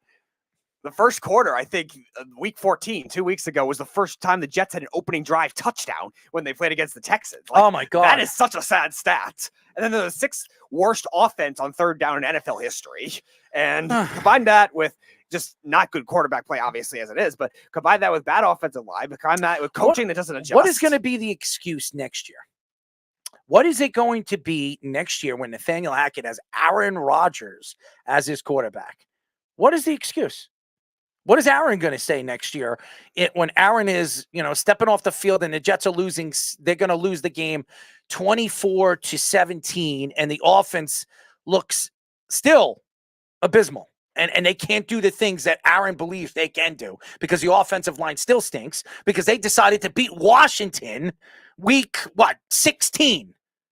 Does that make sense? Why would they go into MetLife? I say Jet Life because that's what it is. It's really been Jet Life, stinky life, because every time the Jets play at home, they look horrible and putrid in the fourth quarter. How could you sit here as a Jet fan and say, hey, you know what? I want to go and watch the Jets play. Mommy, go get me tickets to play. I want to go watch the Jets play. I don't know. I want to go watch the Jets play the crappy Raiders because they actually look like a team. Or I want to go and watch the Jets play Washington, even though they absolutely almost choked in the fourth quarter against a team that can't do anything. They decided to pull their starting quarterback. Yeah, and again, you look at the main phases of coaching. You need some level of culture and some level of schematics, but you also need a good balance of both. And that's what we've seen out of these other teams that have had to replace quarterbacks too, because it's been the year of the backup quarterback, essentially. Look at the Raiders. They're a perfect example of that. They lose Jimmy G. He hasn't played in months. Aiden O'Connell comes in. I'm not saying he's the reason they're winning, but he's definitely providing a good culture for them. They know they have to play good defense in order to do that. What does Antonio Pierce and this defensive coaching staff does? They actually have a good game plan of playing defense. Now, the Jets have a great defense, but they don't have a good game plan, and they've still gotten torched for 30 points in certain games because of that too, because they know their offense is going to be good. Look at the Buffalo Bills. Look what the Buffalo Bills are doing the last couple of weeks. Oh, yeah. Okay? Everybody was throwing Josh Allen under the bus. Oh, he's a shell of himself. I was even one of those guys that said, hey, Josh Allen hasn't been the same since Daboll decided to part ways with them and coach the New York Giants, which it was bound to happen. But he's been a shell of himself. And what did he need to do? He's been dealing with, obviously, the Diggs brothers opening their big fat mouths. How many times have we heard so many different players all over the league? We've heard Jalen Ramsey throw him under the bus when he was a rookie on the GQ magazine. Everybody. And you see this kid. He doesn't say anything. He just goes out there and plays the game. And you know what? That's what I love about Josh Allen is he doesn't care what's going on in the outside. All he cares about is what's going on in the field. And he has gone out there week in and week out for the last 4 weeks and played his ass off. And you know why the Bills are making the playoffs? You know why the Bills are the most feared team going into the playoffs? Is because of Josh Allen. They have a franchise quarterback. They have a quarterback that doesn't need to go on a podcast. He doesn't need to talk to the press and throw players under the bus. His offensive line, which by the way has been putrid this year. He has done nothing but go out there and play winning football. That tells me something about him. The Jets don't have that. No, the Jets have Aaron Rodgers right now, who hasn't played more than 4 snaps this year, on the Pat McAfee show saying, hey, wait until I come back next year. Wait until I show what I could do on the field. It's me. This is the problem with the Jets. It's a me thing. It's never, when Rex Ryan was there, Rex Ryan never stepped on that fat, never stepped on the field. And I love Rex, sexy Rexy. Okay. He never even played a snap. He was on the sidelines calling the defensive plays while the offense looked putrid. Okay. And I don't want to hear about Mark Sanchez. Mark Sanchez sucked. The only reason why that team made it to 2 back-to-back AFC title games is because they can run the ball. They had LaDainian Tomlinson and a good running game, and they had a good defense. And by the way, the Jets running game, putrid. The Jets offensive line, putrid. Their wide receivers, including Alan Lazar, who they brought in, putrid. Garrett Wilson complaining at the end of the games and he doesn't understand. You understand. The Jets didn't help you. The Jets didn't give you anything in the offseason. They gave you Alan Lazard. You know why? Because that was a pawn to bring in Aaron Rodgers. And what has Aaron Rodgers done anything for you this year except open his mouth on the Pat McAfee show and make the Jets organization look really dumb? Because what does it do in the offseason? From the Jets being the talk of the town, being on the Hard Knocks, they're a laughing stock, because now going into the offseason when Robert Saleh should be fired, that coaching staff should be fired. Joe Douglas right now is on the hot seat. Maybe he doesn't get fired. But here's the thing. If Aaron Rodgers wasn't there, they're all fired. Every one of them. Woody's like, you're gone, you're gone, you're gone, you're gone, you're gone. Let's start over. But it's not going to happen. It's going to be 1 year. And by the way, if this goes down in flames next year, it's going to go down in flames because Garrett Wilson's going to want out. Oh, yeah. Sauce Gardner's going to want out. Elijah Farrah-Tucker is going to want out. That whole team's going to want out. They're not going to want to stay there. And what are the Jets going to do? They're going to trade away pieces and start over once again. Mm-hmm. And 2 pieces that are key at key positions too that are going to want out. We talked about the year 3 wide receivers last year that demanded trades. AJ Brown to the Eagles, Deebo Samuel before he got signed by the 49ers wanted out of there. Metcalf. That's going to happen a lot more often, especially with these rich group of wide receivers that have been drafted recently, too, included Garrett Wilson. And same thing with Sauce Gardner, who's definitely a vocal guy, has been showing it on the field, no doubt, except like you said, when he lacks effort in the fourth quarter. But still, that's not a skill set issue. That's more of just him getting tired and not wanting to play. He realizes that this team stinks, right? And the defense is doing everything. And do you blame him? I don't blame Sauce Gardner feeling the way he feels. What I do blame is that he goes out there and he says he gives it his all. How are you giving it your all when you could see in the fourth quarter that you're not? Mm-hmm. Okay, so don't sit there and say at the end of the game, well, I've been giving it my all. And then you're pretty much throwing your team under the bus because you're saying, well, I'm giving my all. I don't know about the other team. That's not what you're supposed to say. And Garrett Wilson saying, I don't know after games, I don't understand this. What do you not understand? When Aaron Rodgers went down, you knew this team was going to suck. Did you believe that Zach Wilson was going to find his way in one offseason? Come on, guys. The guy stinks. All we heard in the offseason was he's sleeping with his mom's best friend. Yeah, and let this be a lesson, too, for Robert Saleh and Nathaniel Hackett as well.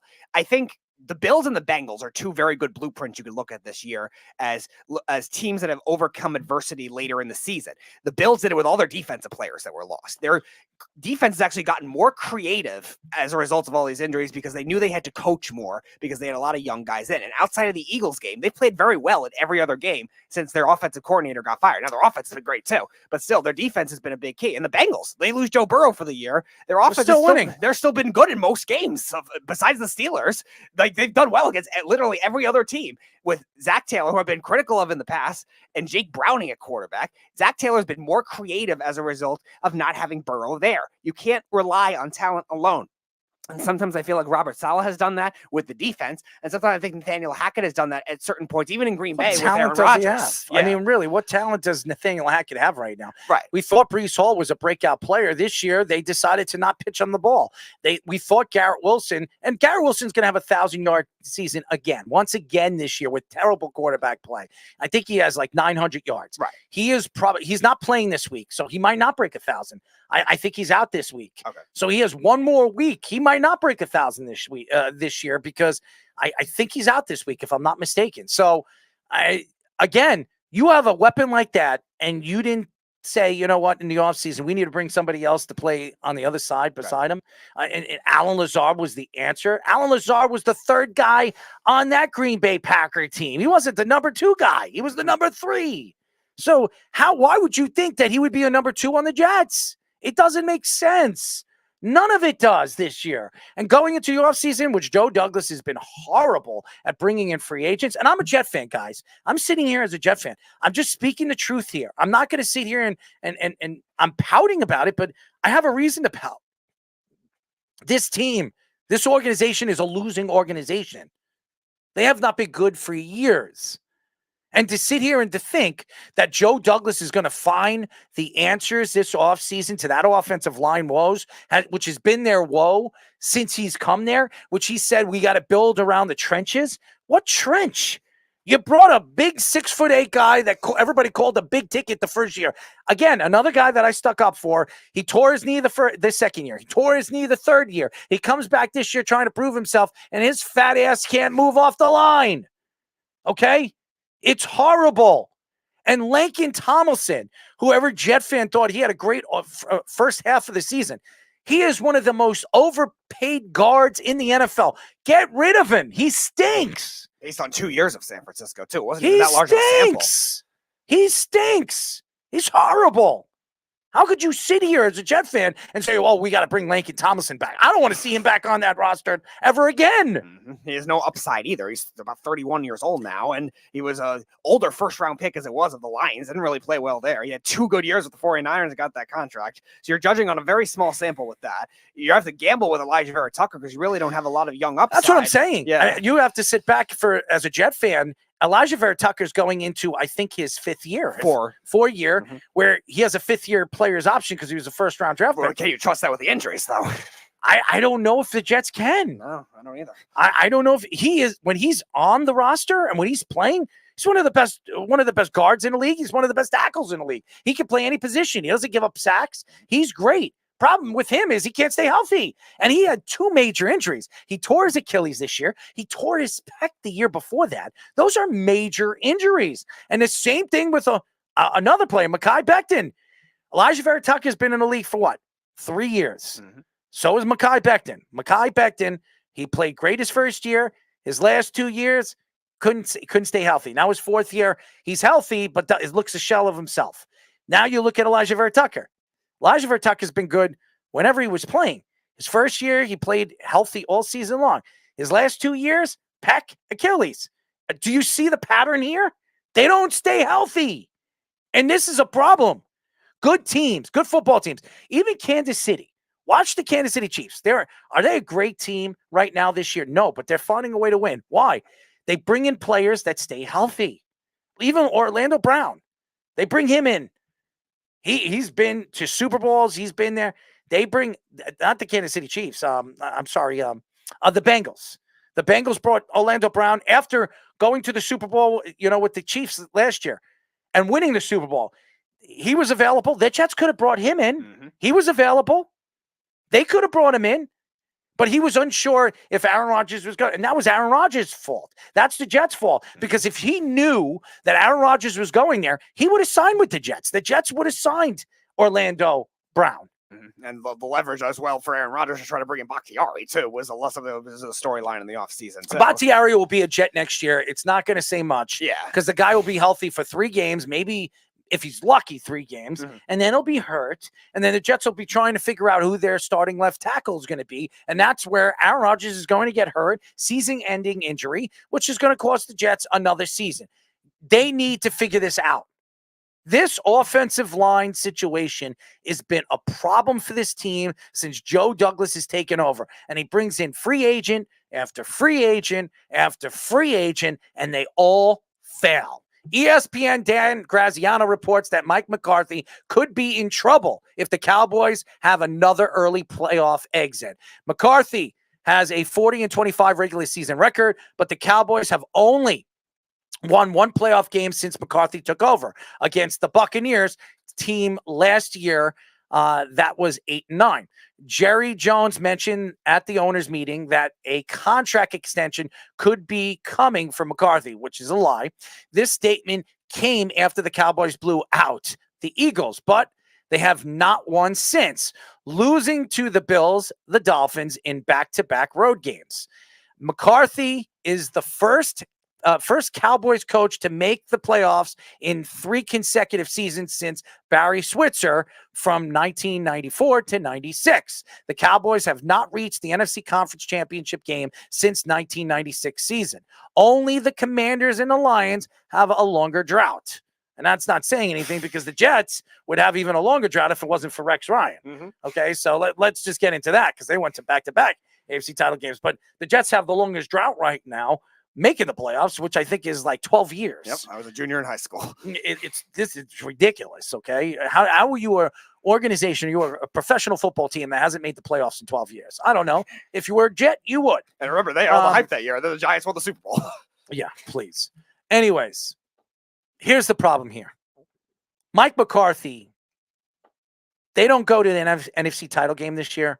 He's going to be fired. He is going to be fired. I don't care what Jerry Jones says, a contract extension, because you know damn well he is going to go heavily after Jim Harbaugh if it becomes available. Now, we don't know what's going to happen, but things have come out more than enough to believe that Bill Belichick and Jim Harbaugh are going to be big-time free agents this offseason.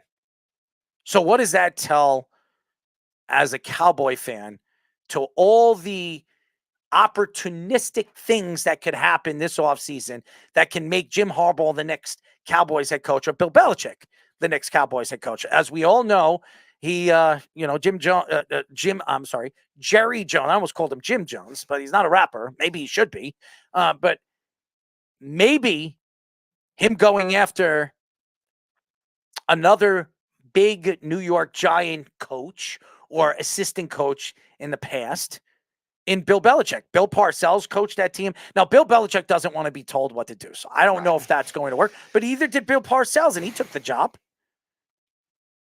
Right now, and I thought Sean Payton was a shoo-in to take that Cowboys job because him and Jerry Jones have a very good relationship. His kids live in Dallas. It would have been a perfect fit for him if he waited one more year. If Mike McCarthy becomes available, does he get a job right away? Now, some people say that he would. Could you go after, if you're the Jets, and you have Nathaniel Hackett, could you bring in Mike McCarthy and say, you know what, we'll fire Nathaniel Hackett, we'll bring in Mike McCarthy, him and Aaron, have success. They've won a Super Bowl together in 2010.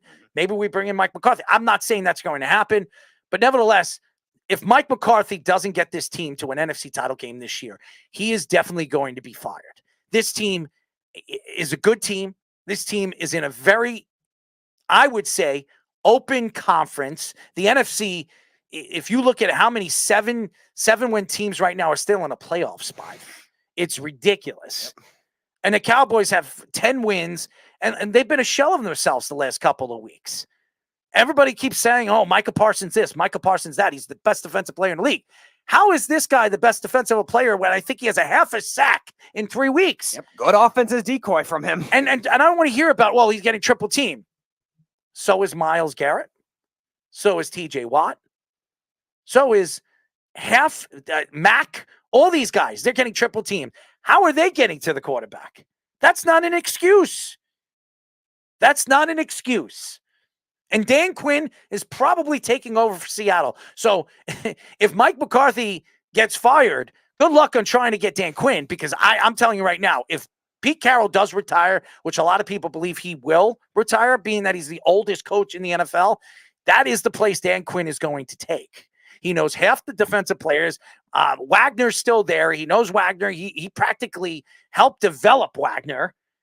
And he would be a shoo-in over there for the Seattle Seahawks. So there's no shoo-in to believe that he's going to take that Cowboys job if it gets offered to him. Mm-hmm. And again, Jerry Jones is a different reputation altogether because we've seen Jerry Jones try to bring in the big name coach, like you were saying with Parcells, but we also seen him fire the big name coach like Jimmy Johnson and hire Barry Switzer. Now, Barry Switzer was a big name college coach, fine, but still, that was kind of weird in the timing of it. Then he holds on to Jason Garrett for about a decade, and Jason Garrett was fired way later than he should have been, and they finally bring in Mike McCarthy. I think Mike McCarthy's evolved his coaching style differently from where it was in Green Bay, which has helped the Cowboys had a more complete team the last 2 years, and even defensively too, with Dan Quinn. He's done a phenomenal job with that defense, evolving it very differently to where it was in Seattle. But at the same time, Mike McCarthy still has had his clock management issues in the fourth quarter of games. He still has had his play. So does half the coaches in the NFL. I know, but it seems like a pattern that still is being like the same old for him. Now, Andy Reid eventually got over it, and he's won some Super Bowls with the Chiefs. Maybe it could be overcome. He has Pat Mahomes. Of course. Now, the way the Cowboys offense has played this year has definitely been another level to where we've seen it in the past too, which is a good sign for McCarthy, I think, to keep his job at that point. At the same time, though, it's Jerry Jones. You just never know with Jerry Jones. He has players. You know what it is? I'm sorry. Everybody wants to blame Jerry Jones for this. Okay, Jerry Jones is not coaching this team. He gives the weapons. Now, did they give Mike McCarthy enough wide receiving weapons besides CeeDee Lamb? No, they didn't. I want to hear Cooks, Brandon Cooks. He's a good player. He's a shell of himself from 5 years ago when he was a speedy outside wide receiver. He's not that type of player anymore. He's been hurt. He played for the Texans.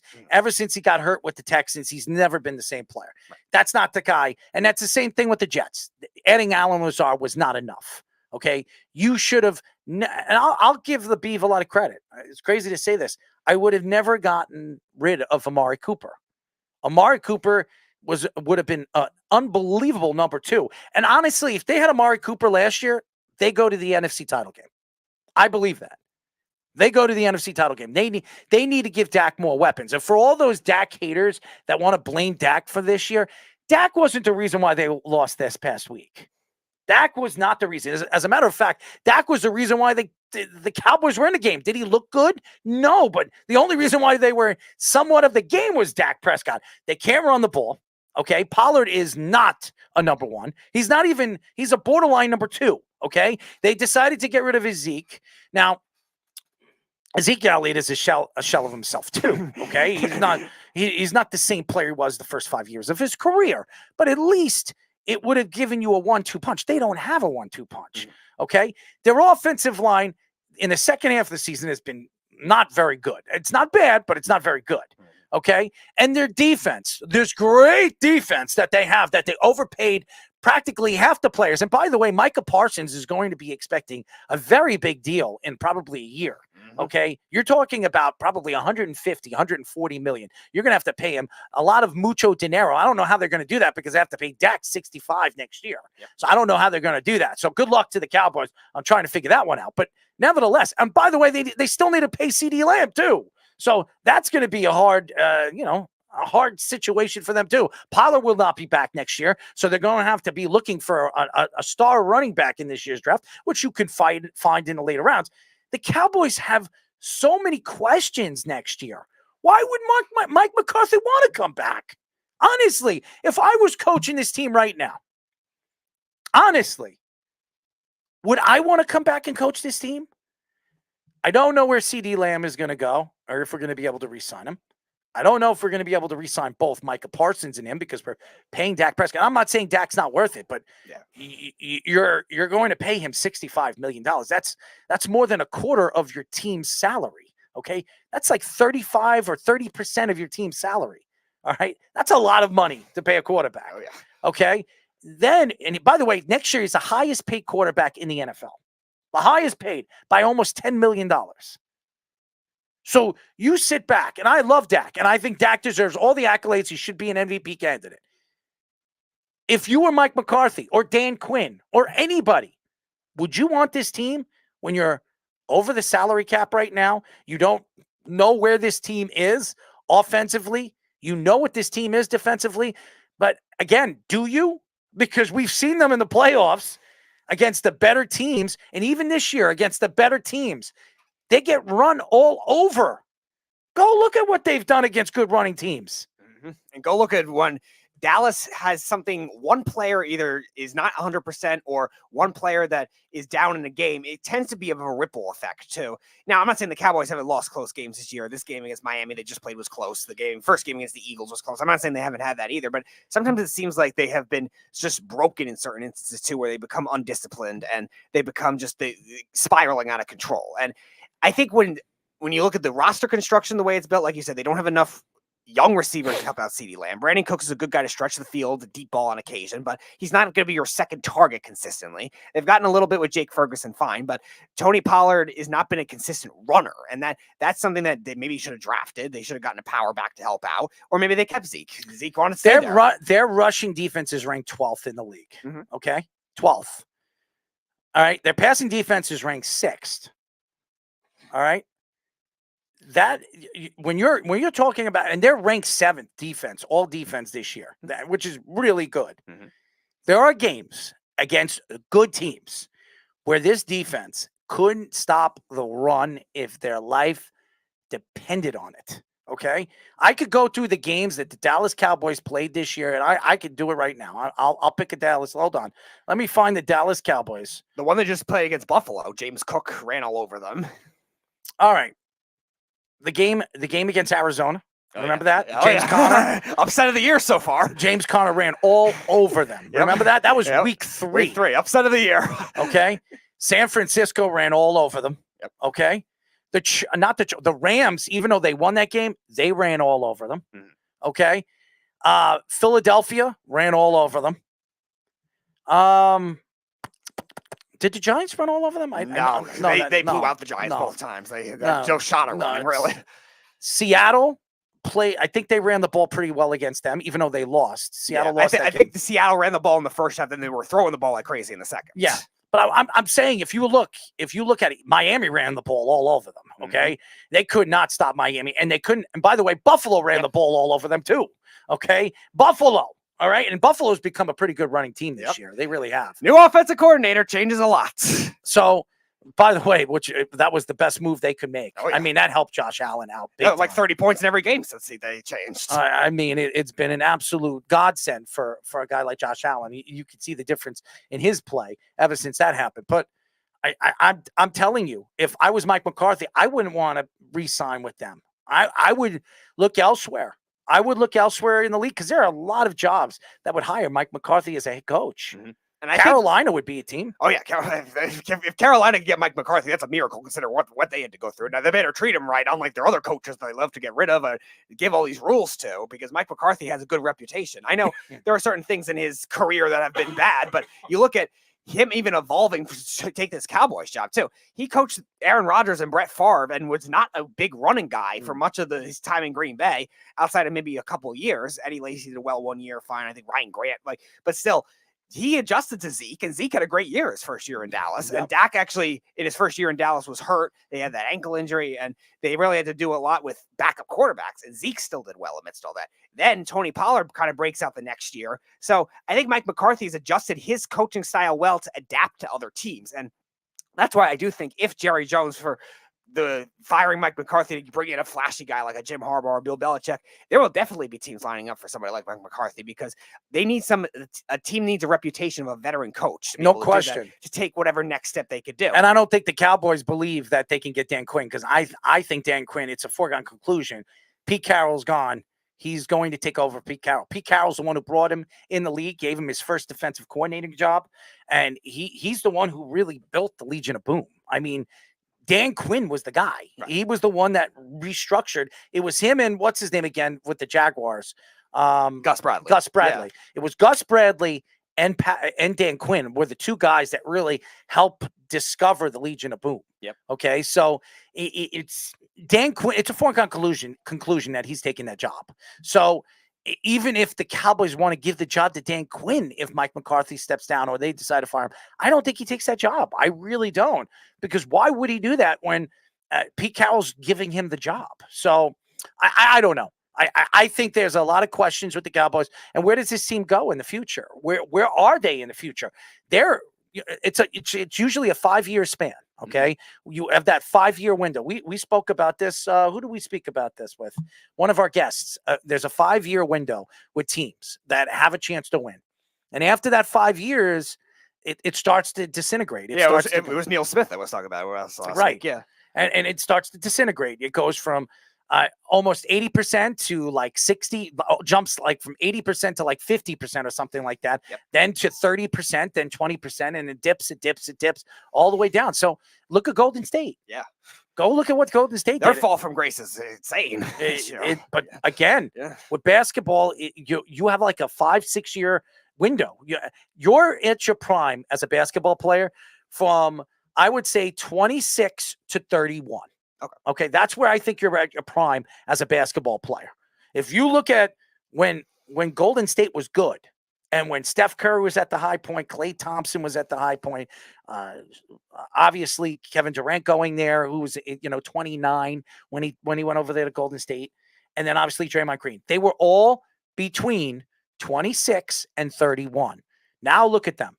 Klay Thompson's 33. Steph Curry's 34. Draymond Green's 34 and doesn't have his head on straight. I mean, look at Kevin Durant, who's still a good player. He's not the same player, but he's still a good player. He's 36. I mean, they're at the tail ends of their career, and they're not old in human form. They're not old, but as an athlete, they're old men. Mm-hmm. They're not the same players as they were. Yeah, especially in a faster league collectively as a whole in the NBA too. And a lot of other sports too, the same kind of thing. That's why a lot of these older, especially offensive players, are not like doing as well longevity wise. I mean, there are exceptions, like Mike Evans is having a great year in Tampa Bay, for example. But Mike Evans is going to be a free agent after this year. Right. He's going to get a lot of money. And I'm going to tell you this right now, the Giants should be lining up for Mike Evans, and so should the Jets. Oh yeah. Who, if they fail to strike out on a guy like Devontae Adams, but it's not just going to be the Jets and the Giants. There are going to be, now Tampa is going to franchise him. They're definitely going to franchise him, and they're going to want something for him. They're not going to get a first-round draft pick for him because he's going to be 30. Right. So, but he's got at least 3 years left at the top of his game. You can get a lot out of Mike Evans. So you give up a second-round draft pick for Mike Evans. I think teams will offer a second round, maybe a second and a fifth for Mike Evans. Yeah. I think it's worth it. If I was the Giants, who have 2 second-round draft picks, I would absolutely make a trade with Tampa to bring in Mike Evans. That solidifies your number one target. And that's what the Giants have been lacking since Odell Beckham. Yeah. And in general, though, when you look at the speed positions, especially wide receiver, running back, your size, speed, everything. Yeah. There's not many of them that are older like that, like a Mike Evans, that are still doing well longevity-wise in the league.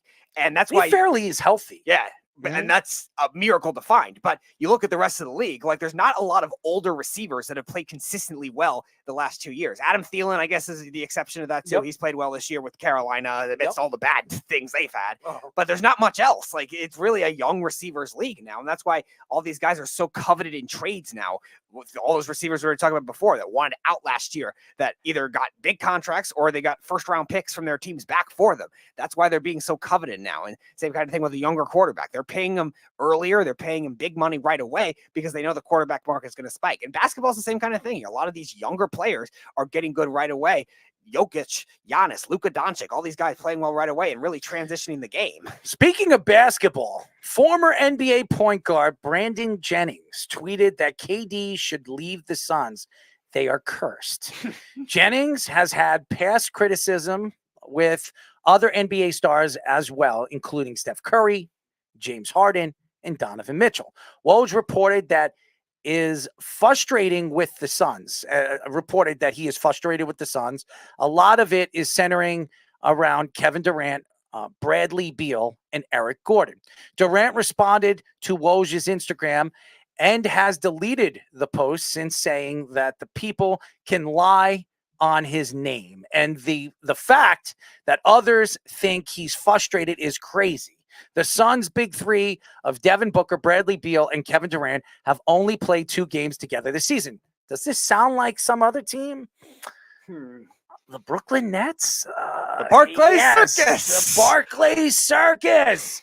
When you had, I don't know, Kyrie Irving, James Harden, and Kevin Durant, and they only played 13 games together in 3 years. Could you imagine that? Where everybody thought they were going to win multiple championships? But we'll get into it.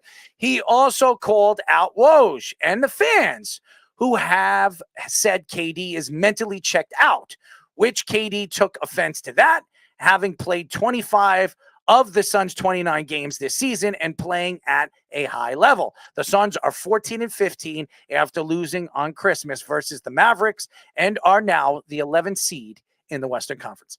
I've been saying this, okay? I knew Bradley Beal wasn't going to work. You have 3 guys that demand the ball. It's one basketball. Why are the Knicks playing good basketball right now? They have no size, by the way, and this has been a problem. Look what they're doing. Look what OKC's doing with them because they're a big team. Yeah, they got 2 of the best young big men in the NBA. Yeah, they can't stop them. Okay, and the Knicks against these big teams, they need to figure out what they're going to do with this big man situation because Hartenstein is not the guy that's going to help them get over the hump against the Celtics or Milwaukee Bucks, even though they beat Milwaukee this past week. Congratulations to them on Christmas. It was a great game, and that's because Jalen Brunson is a beast. Yeah. But nevertheless, they don't have any size. But we're not here talking about them. We're here talking about Kevin Durant and this Wojnarowski thing, which I'm not surprised. And Kevin Durant has been the talk of really the league for the last, I would say, 7 years because he decided to jump ship with the Golden State Warriors when he could have just signed back with them, probably won maybe 2 more championships with them. Definitely probably could have won 2 more championships and really solidified that team as arguably the greatest basketball team ever. Or you can argue they were the greatest basketball team ever because they probably would have won at least 4 championships in a row. He decided to build his super team in Brooklyn with Kyrie Irving, and then they drew James Harden from the Rockets to come over there, and everybody thought it was a foregone conclusion they were going to win at least 2 championships over there with Brooklyn, at least in a 4-year span. That didn't happen because they only played 13 games together because James Harden doesn't like to show up to practice and doesn't like coaches and doesn't like players. And Kyrie Irving thinks that he could be the coach. He gets coaches fired. And then there's Kevin Durant who has fake Twitter feeds and, likes to speak on, whatever he wants to speak on. It doesn't matter if it's basketball, politics, or religion. I honestly believe that if I was the Suns right now, the only objective they should have is trade Devin Booker and get as much as you possibly can for him right now. Because you're not getting anything for Bradley Beal because he has a no-trade clause and nobody wants him. And he's hurt. He's only played 2 games all year. Kevin Durant is 36 years old. He could go to a veteran team.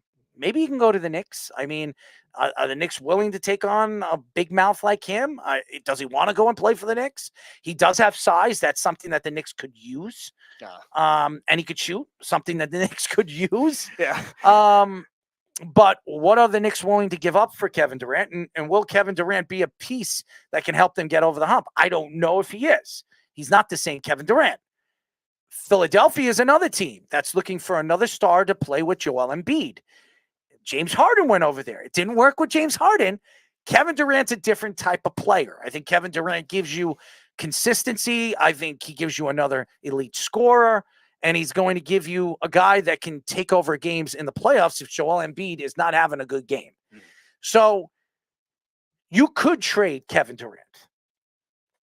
Devin Booker is 26, going to be 27 years old. He's got 2 years left on his contract. He is a fantastic player. He's one of the best two-man or whatever you want to call it. Two guard. I call him twos in the league. All right. I look at Devin Booker right now. He is a top 10 player in the league. You can get a lot for him. You can get at least 4 first-round draft picks, which, by the way, they traded a ton of them away, bringing in Kevin Durant and Bradley Beal. You can get at least 4 to 5 first-round draft picks for Devin Booker. You can get a good 2, maybe even 3 good players that could start in your starting lineup. It's not going to get you over the hump. It's not going to get you in the playoffs, but it can help you rebuild while you're looking for that next superstar to play and take over for your organization. There's nothing here when it comes to the Suns that tells me that the Suns are going to win a championship. I said this before the season started. I knew this team was not going to work. Bradley Beal, go look. He played with Kristaps Porzingis last year, who had a very good season. Yes. He did. And Bradley Beal was a shell of himself last year. Why? Because he can't stay healthy. Yeah, it was really Porzingis, Kuzma, and the Turkish kid that the Knicks almost drafted, and they drafted right after they took Toppin. Those three were the best players for them, and they didn't really have anything else. And as far as Kevin Durant, again, going back to Kevin Durant, what does he have? 1 year left? 2 years left? And I don't want to hear from – and I'm going to say this very nicely because I like Brandon Jennings. He played for the Knicks. I liked him as a Knick. I like him. He's a good kid. He came from, obviously overseas, French. I think he played for France, over there in France. He was a good player in the NBA, okay? He was. He wasn't a superstar. I think he played in 1 or 2 All-Star games in his whole career. He came to the Knicks. He wasn't even a 6th man for the Knicks. He was a 7th man. I don't think he should be speaking. Honestly, I don't think he has the voice. If you hear Michael Jordan speak, you hear Scottie Pippen speak, or even Dennis Rodman speak, or Patrick Ewing speak, or any of these superstars, Chris Mullin, Karl Malone, Hakeem Olajuwon, Charles Barkley, Larry Bird, Magic Johnson. If you hear these guys speak, maybe you could listen. Okay? Brandon Jennings, this guy's not a Hall of Famer. This guy was, he was a journeyman the last 4 or 5 years of his career. He played for Milwaukee. I think he was drafted by Milwaukee. Yeah, he played there a while. Then he bumped around. I went to Detroit, the Knicks. He went like to 4 different places, 5 different places. He's not a good player. He should not be sticking up. Now, KD, obviously, is a big fan of his. Maybe they're butt buddies or friends or whatever. They're Twitter partners. Who knows what they are? We found his accomplice for the burner accounts. Who knows? Okay, maybe he was running his burner accounts. He should not be speaking because the truth is, and I'm going to say this very nicely, he was never, this is the truth, he was never anywhere close to the player Steph Curry was, James Harden, or Donovan Mitchell. And he opened his mouth about all 3 of these guys over the last year and a half, okay? And if I was Steph Curry, James Harden, or Donovan Mitchell, all 3 of those guys are going to be Hall of Famers. I would sit there and say, who are you? What are you saying? And by the way, how many years were you at the top of your game in this league? I've been the best player at my position for over 10 years, or one of the top 3 players at my position. You were never a top 3 player at the position. Why would I have to listen to you about what you're saying about me and my talent and my stuff and whatever I'm doing for my team and my organization? It's a joke. And by the way, Kevin Durant, you're a sensational player. You have changed the game of basketball for big men. 6'11" guys with athletic ability that could shoot the ball as well as you can. For anybody that has watched Kevin Durant play at the top of his game, and he is a sensational player, Kevin Durant has never won without going to Golden State. Yep. Never won. He played in OKC. He played in James Harden when he was a young rookie. He as the 6th man of the year. He played with Russell Westbrook at the young youth at the top of his game. They could never get over the hump. They could never get where they needed to go because of Golden State. And then he had to go and buy his way into championships. Okay, Kevin Durant is not a born winner. Okay, for everybody to say whatever about LeBron James took a crappy Cavalier team. Yes, they got swept by the San Antonio Spurs. He took a crappy team with Larry Hughes and all those crappy players. Yes, crappy Williams. That was a crappy team, okay? He took that team all the way to the finals, right through the Eastern Conference, ran through the Detroit Pistons, who, by the way, was a champion, okay? Beat good teams. Kevin Durant never did that. And Kevin Durant will always be looked at as that is not a winner. He is not a winner by himself. And you're going to say LeBron's never won by himself too. Maybe so. Maybe Michael Jordan wouldn't have won, if he didn't have Scottie Pippen. You need that Batman. You need that Robin to that Batman. Kevin Durant had 2 Robins and still couldn't get over the hump. Okay? 2 Robins and couldn't get over the hump until he needed 3 Robins to get over the hump. All right? So that tells me something about as a winner and as a player of his magnitude. He's a sensational player. He's a great player. He's never going to be looked at as a winner because of what he has done in his career. Yeah, and again, especially recently too. Like he goes to Golden State, which already was really bad as it was. Like that was, I know the Miami LeBron thing was blown up to be this huge deal. That looked even worse because that was a 73-win team, and he goes to the Golden State Warriors after that. He essentially just fits in right in for having Harrison Barnes, still plays at his greatest game, and they win a championship the next year and the next 2 years after that. Then he forces his way out. Whether it's Draymond Green or not is another question. I mean, everyone thinks it seems to be, which I guess you don't have a point, but still. He goes to the Nets and demands that they have Kyrie Irving. Wherever I go, I want Kyrie Irving, which that's why I wanted Durant at the time as the Knicks fan, but I was good at not taking Kyrie Irving at the time with all the antics that he had. So they go to the Nets and become the Brooklyn Clowns that we all love to laugh at.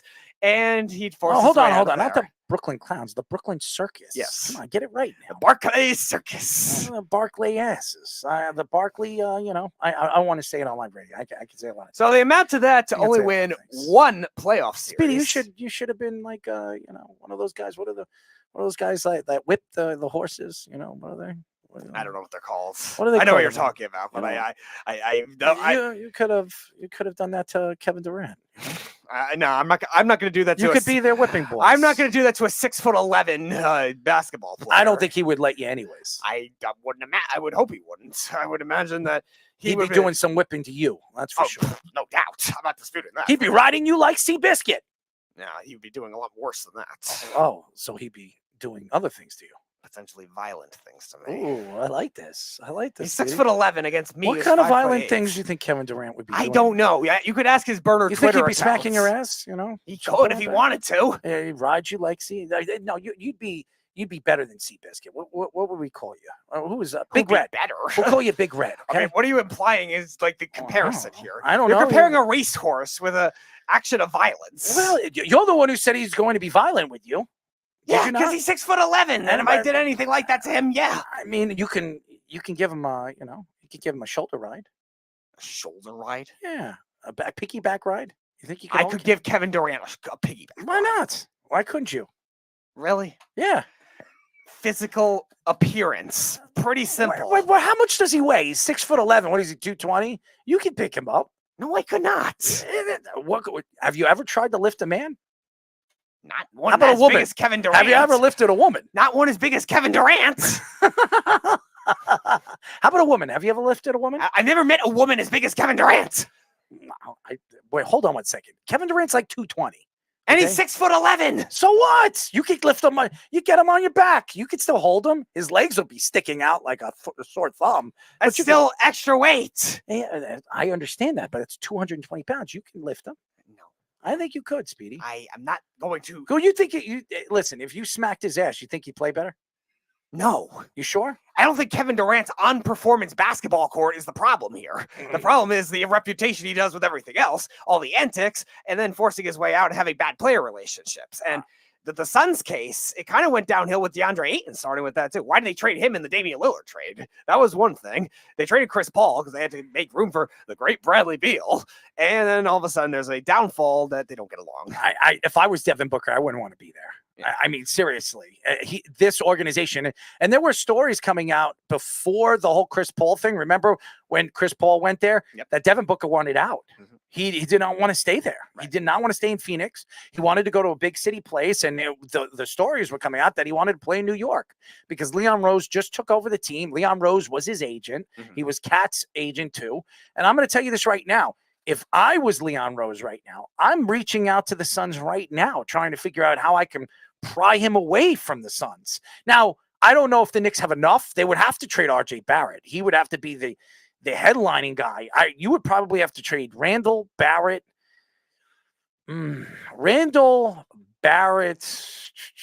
Grimes, and Emmanuel Quigley, and 4 first-round draft picks to get Devin Booker. Yeah. With the way the Knicks don't have size, I think they have to prioritize something else first at this point. I love Devin Booker too. I like the idea when you brought it up a couple months ago, but I brought it up last year. Yeah, I know that's true. You did do that too. And you're right. At the time, it seemed like where the Suns were going, Devin Booker was kind of stuck in mediocrity for a while. Now they've actually developed a good reputation, and they're all throwing it downhill because they're catering to what everything Kevin Durant wants. Let me ask you a question. Devin Booker, how much better is he than RJ Barrett? He's a lot better of a shooter. Attacking the rim, I think they're about even. And no, that's not what I'm asking you. I'm asking you right now, what would you grade Devin Booker if you were playing NBA Jam or something like that? Yeah, right? I think Devin Booker's probably like a 90-something, and then Barrett is probably like low 80s, I would say. All right, so he's much better. I think still, because I think Barrett still has 10%. Yeah, that's a lot. I would say that's at this point, because Devin Booker doesn't really have a significant flaw in his game. I'm not saying he's a great defender, but RJ is a good defender. RJ's an improved defender. So that would be the one area I guess Barrett would be better in. But I think besides that, like RJ Barrett's next best skill is attacking the hoop, which Devin Booker is still but good he can't at shoot too. free throws. Right. And Devin Booker does shoot free throws, and Devin Booker still attacks the hoop well. So yeah, I think there is a significant gap there. But still, I think Devin Booker, where the Knicks are at right now, needing so much size, I just can't see them doing it right now. I beg to differ. I think that the Knicks could make a move.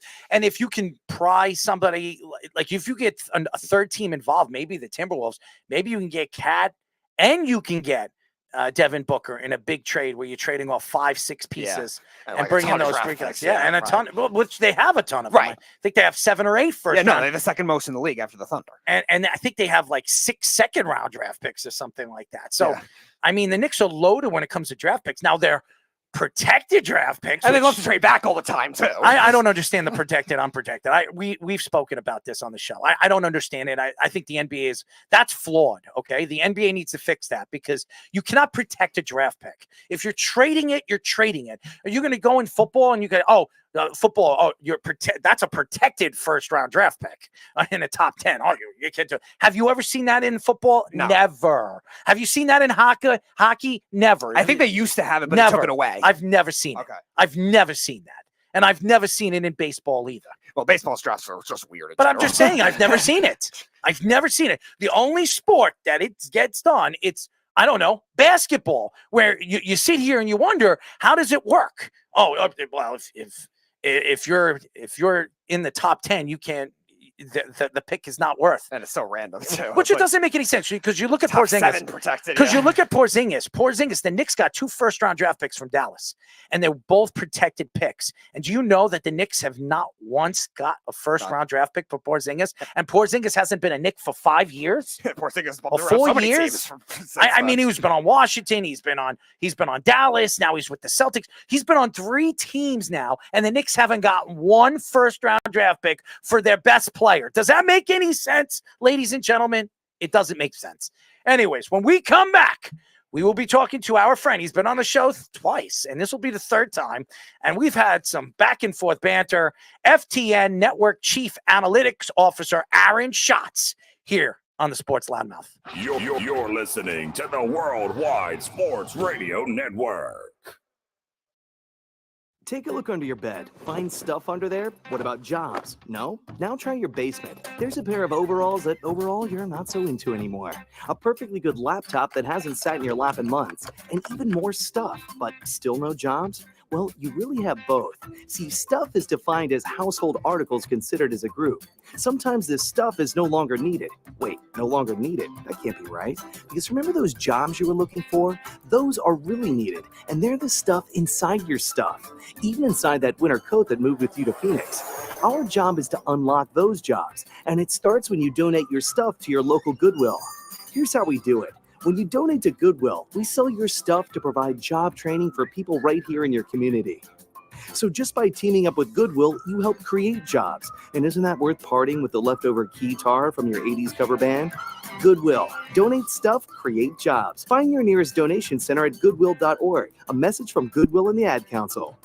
You're listening to the Worldwide Sports Radio Network. This is the Sports Loudmouth. 631-672-3776. 3108 is the number to call. You're listening to the Sports Loudmouth. I'm your host. Errol Marks, my co-host. Speedy Petey. Happy holidays, ladies and gentlemen, as always. You can check out our show by going to our website at www.worldwidesportsradio.com. Check out all our shows throughout the week, including The Loudmouth with me and Speedy Petey every single Wednesdays and Thursdays at 7 p.m. All you have to do to check out our local listings of all our shows is go to our website at www.worldwidesportsradio.com. I want to give a shout out to my uncle, who's still working on the Sports Loudmouth website, which should be up sometime early January. So stay tuned for that. That will be up for our network and for our show, and we'll have a lot of nice things and ways that you can win prizes and tickets and all that other stuff. We're setting that up too. So shout out to all the fans that tune in. And by the way, for all the fans out there that tune into our show, we have 38,000 downloads now on Apple Podcast, where we're just racking up the numbers right now.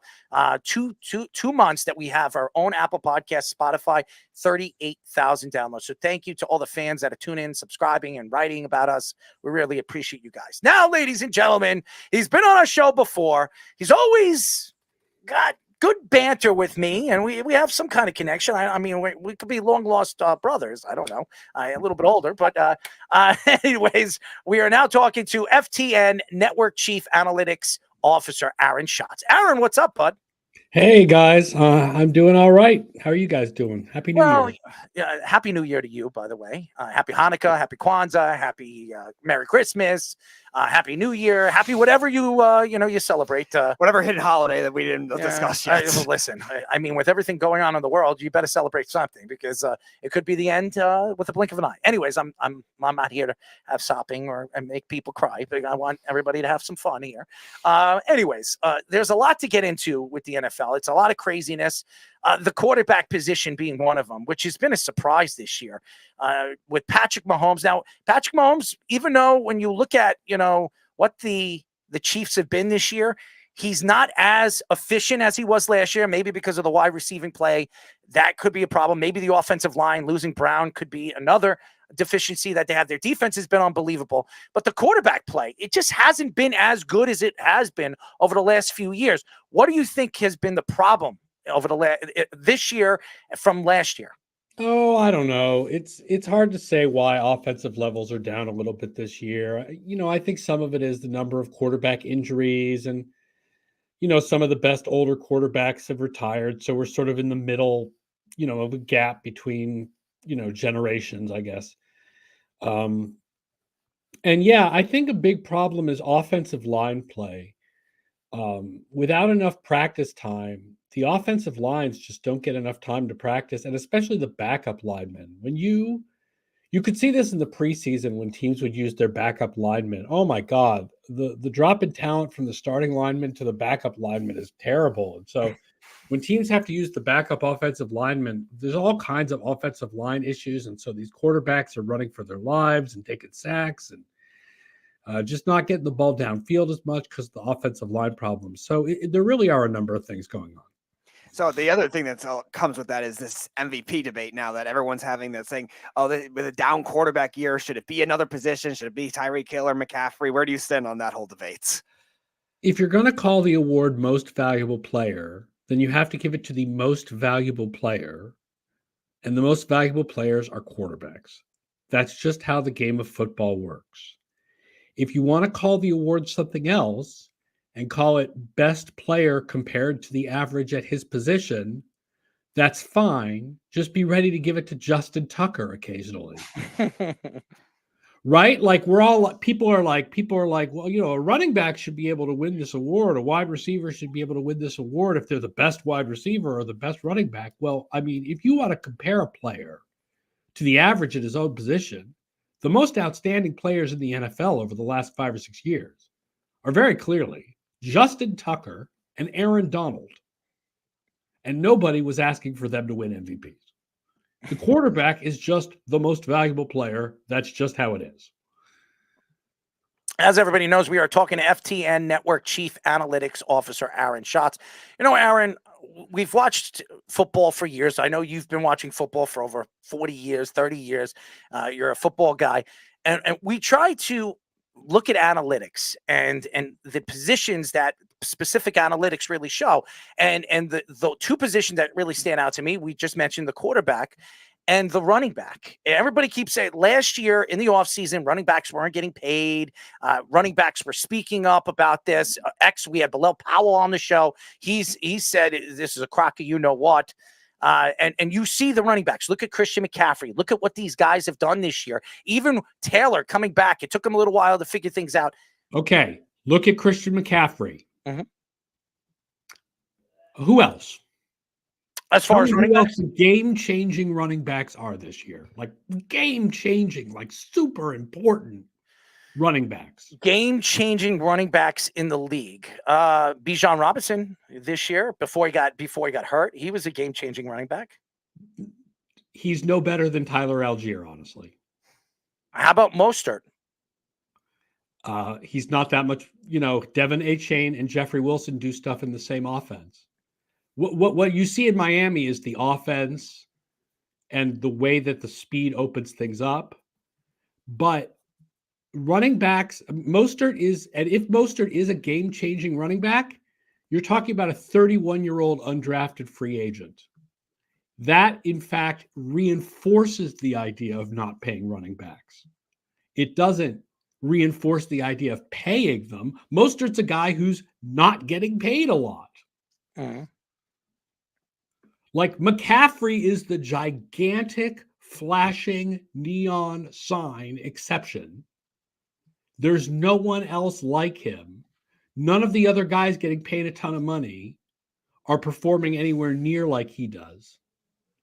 And Kyron Williams is having an outstanding season for the Rams. Yeah, he is. Second year. Dude was a 5th-round pick 2 years ago. You can find running backs anywhere. It's just McCaffrey is special, but otherwise, the same story we were telling in the preseason is still true. So I know you were also an all-pro voter as well. So some of these players this year that have been under the radar for maybe getting one of those awards, even first or second team.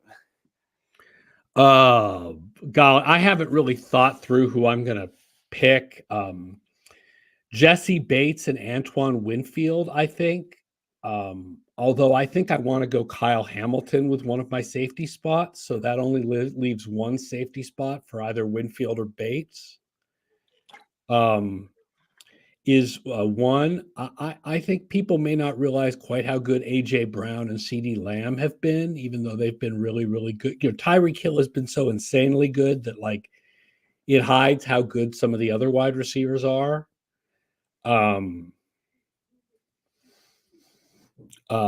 The right tackle from Minnesota, Brian O'Neill, is another one who's been very, very, very good under the radar this year. So there's a name for you. As everybody knows, we are talking to FTN Network Chief Analytics Officer Aaron Schatz. Aaron, the defensive line, the defenses have been different this year. I mean, last year was more of an offensive game. This year, the defenses have really taken over, especially the secondary. You look at the corner play, you have some of these elite corners that we've seen. The Jets have 2 elite corners, and even though in the later, as the Jets get tired later in the quarters, they're not the same players, but they're still elite corners. When you look at the corner play this year from last year, what has been different from last year? Oh, I don't know in particular. One of the interesting things about cornerback play is it's very inconsistent from year to year. Like, no matter how you measure it, whether you measure it with certain stats or you measure it with grades or you measure it with just anecdotes, cornerback seems to be the most inconsistent position from year to year. So I don't know if cornerback play is better around the league. There are some good ones. The Jalen Johnson in Chicago has been outstanding this year. And yeah, Sauce Gardner, Jalen Ramsey, since he came back for Miami. And by the way, the Jets don't have 2 elite corners. They have 3 very good corners. They have 1 elite corner, but they have 2 also very good. I would not call DJ Reed elite. Well, but Michael Carter deserves to be in the if we're talking about really good corners for the Jets, there's 3 of them because Michael Carter has been outstanding this year. No question. And he's going to get a lot of money in the offseason, and I don't think the Jets are going to be able to re-sign him. They're going to probably have to franchise him and figure out how they're going to be able to either keep him or trade him, because there are teams that, he's playing slot. I think he could play as a second and maybe even a first on some other That's team. that's a great question, though, isn't it? Like, it's a really interesting question now that the slot cornerback has really become its own position. To the point where we're picking a slot cornerback for the All-Pro team this year. Like, we're picking 2 outside guys and 1 slot guy. It's hard to know when those guys can switch back and forth, right? Like, would Carter be as good learning how to play with the boundary as one of, as a helper, right? When you play on the outside, the sideline is sort of your helper. It's kind of a different position. Well, they did move him. I forget what game they moved him. DJ Reed was out with a concussion, and they moved Michael Carter to the outside. He actually played very well in the game. Yeah, it was early in the season. It was really early in the season. It was DJ Reed had a concussion problem, and he was out for, I think, a game or 2, and they moved Michael Carter to the outside. He played very well in that game, and I think Michael Carter could play at any position, any corner position. I think teams are going to look at him as a number 1 guy. I think he's an outstanding player, like you said, and I disagree with you. I think that the Jets' DJ Reed has been a top 10 corner in the league for a while, and even last year, I think he was ranked 6th in corners last year. I think anything from 1 to 7, I think, are elite. I think that's what I look at. Right. Yeah. I mean, he's just Gardner's like 1. Oh, yes. No question. We can't even compare 2, him to Gardner. Yeah. Or 2, maybe. So Gardner's, I just feel like Gardner's like on another level. I would agree with you on that. He is on another level. But if I look at elite, and I tell everybody, what do you compare to elite? Even quarterbacks. Everybody says 5. I say, no, 7 quarterbacks I would say are elite in the NFL right now. And that's where I would put him. Anything over 7, you're in the second tier. So over the years, remember, we would go 5. We would mention 5 quarterbacks: Aaron Rodgers, Tom Brady, Peyton Manning, and all the time. You would argue with where Ben Roethlisberger was, where Phillip Rivers was, or something like that. Well, like I said, the cornerback play is very inconsistent. Surtain has not been that elite guy this year. No. Last year, Surtain was like super elite. So, like, Gardner could fall off next year a little bit. It's just cornerback play is just very inconsistent.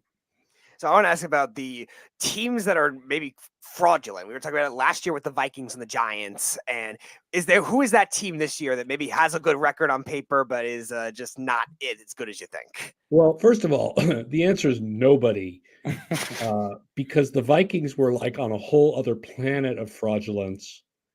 They were like the all-time kings of the fraudulence. So nobody even comes close. If you look at the teams and you go, whose play doesn't match their win-loss record, the answer is the Eagles. Okay. Because their pass defense has not been anywhere near as good this year. They're, talking about cornerback play being inconsistent. The Eagles' pass defense, both the pass rush and the secondary play, has not been as good as it was last year. So the Eagles are ninth in my DVOA ratings, despite the fact that they are 11-4. But they are not as overrated as last year's Giants, and nowhere near as overrated as last year's Vikings. Aaron, you look at, you mentioned Eagles, the Kansas City Chiefs, a team that going into the season, I thought the Chiefs were going to be a shell of themselves. I thought we're going to see deficiencies offensively with this team. And it's been a real surprise how good the defense has been. But offensively, they don't really have a number 1 wide receiver. They might have 2 number 2s, if you want to say they're number 2s. On other teams, they could be number 3s. Do you think that going into the playoffs this year, that could be a major problem? Because Travis Kelce, you could see, I've never seen him so upset last week. I've never seen him that upset on the sidelines. And even Patrick Mahomes screaming at his offensive line. Here's the shocker. Can you guess where the Chiefs rank in offense in my numbers? 17th? 6th. Oh, wow. Right? Like, that's amazing. The fact is, this last game sucked. Was really bad. Mahomes was really bad. But Mahomes has basically carried that offense to being a top 10 offense through his own force of will. And the fact that the interior offensive line is still very good and Kelce is still good. Everything negative you want to say about those wide receivers, you go ahead and say it because it's true. But that offense has actually overall been a good offense because Mahomes is magic. And when you add that to the defense and the fact that they have good special teams too, I have them 5th overall right now.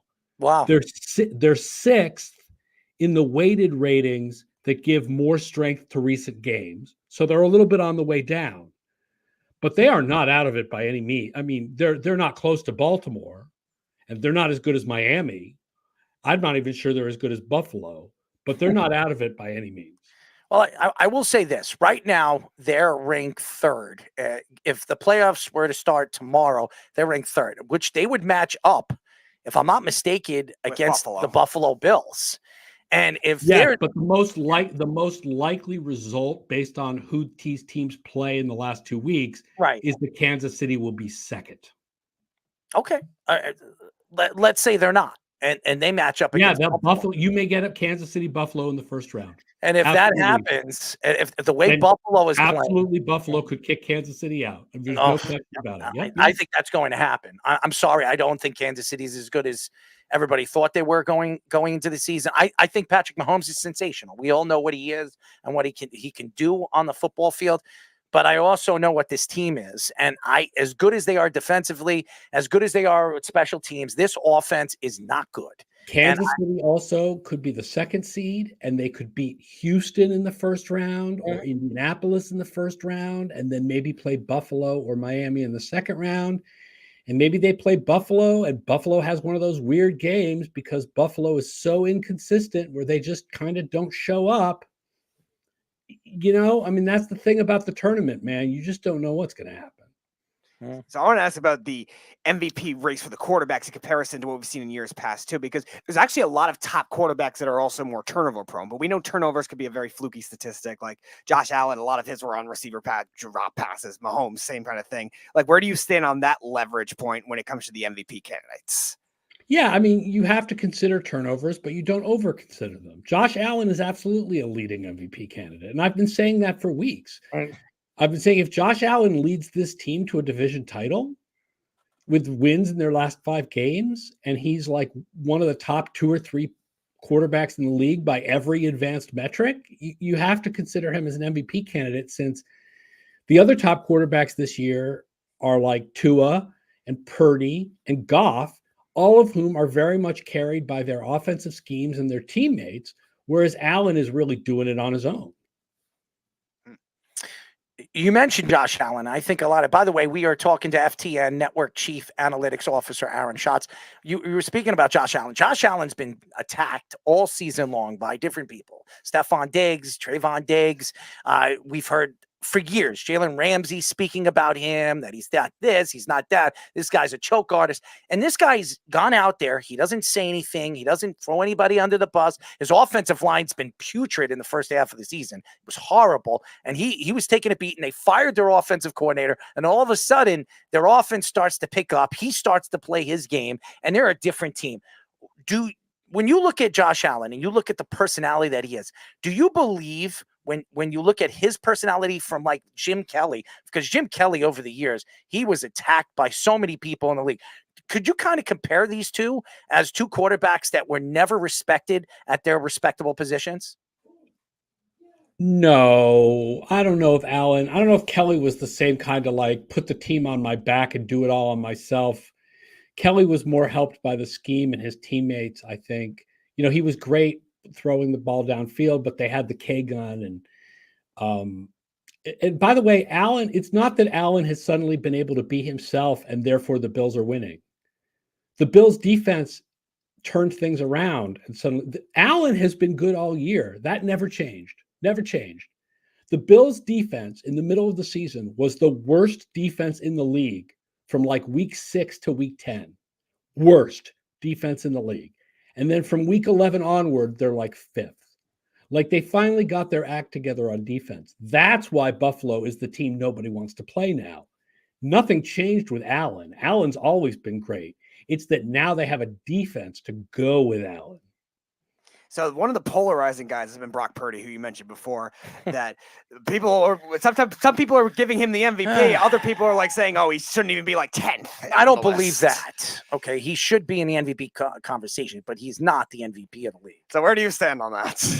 I think Brock Purdy should be in the MVP conversation, but he's not the MVP of the league.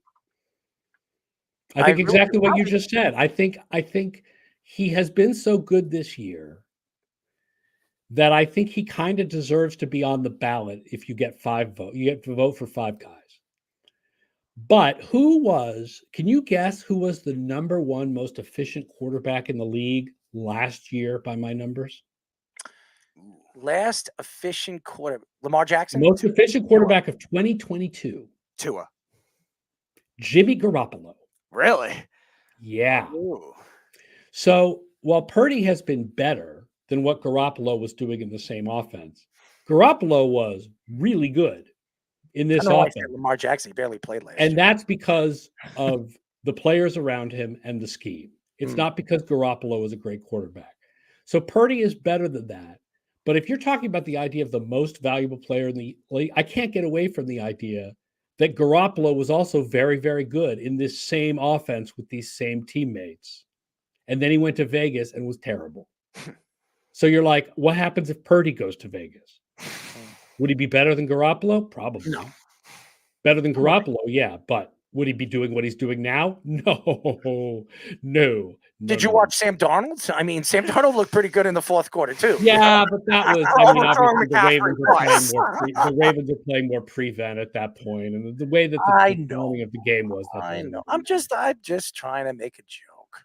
And by the way, I have a lot of respect for Brock Purdy. He was a 7th-round draft pick. He was the last pick of the draft a couple of years. Oh yeah, he's made a lot of it. He's made a believer much out of better him. than his draft position. Oh, no question.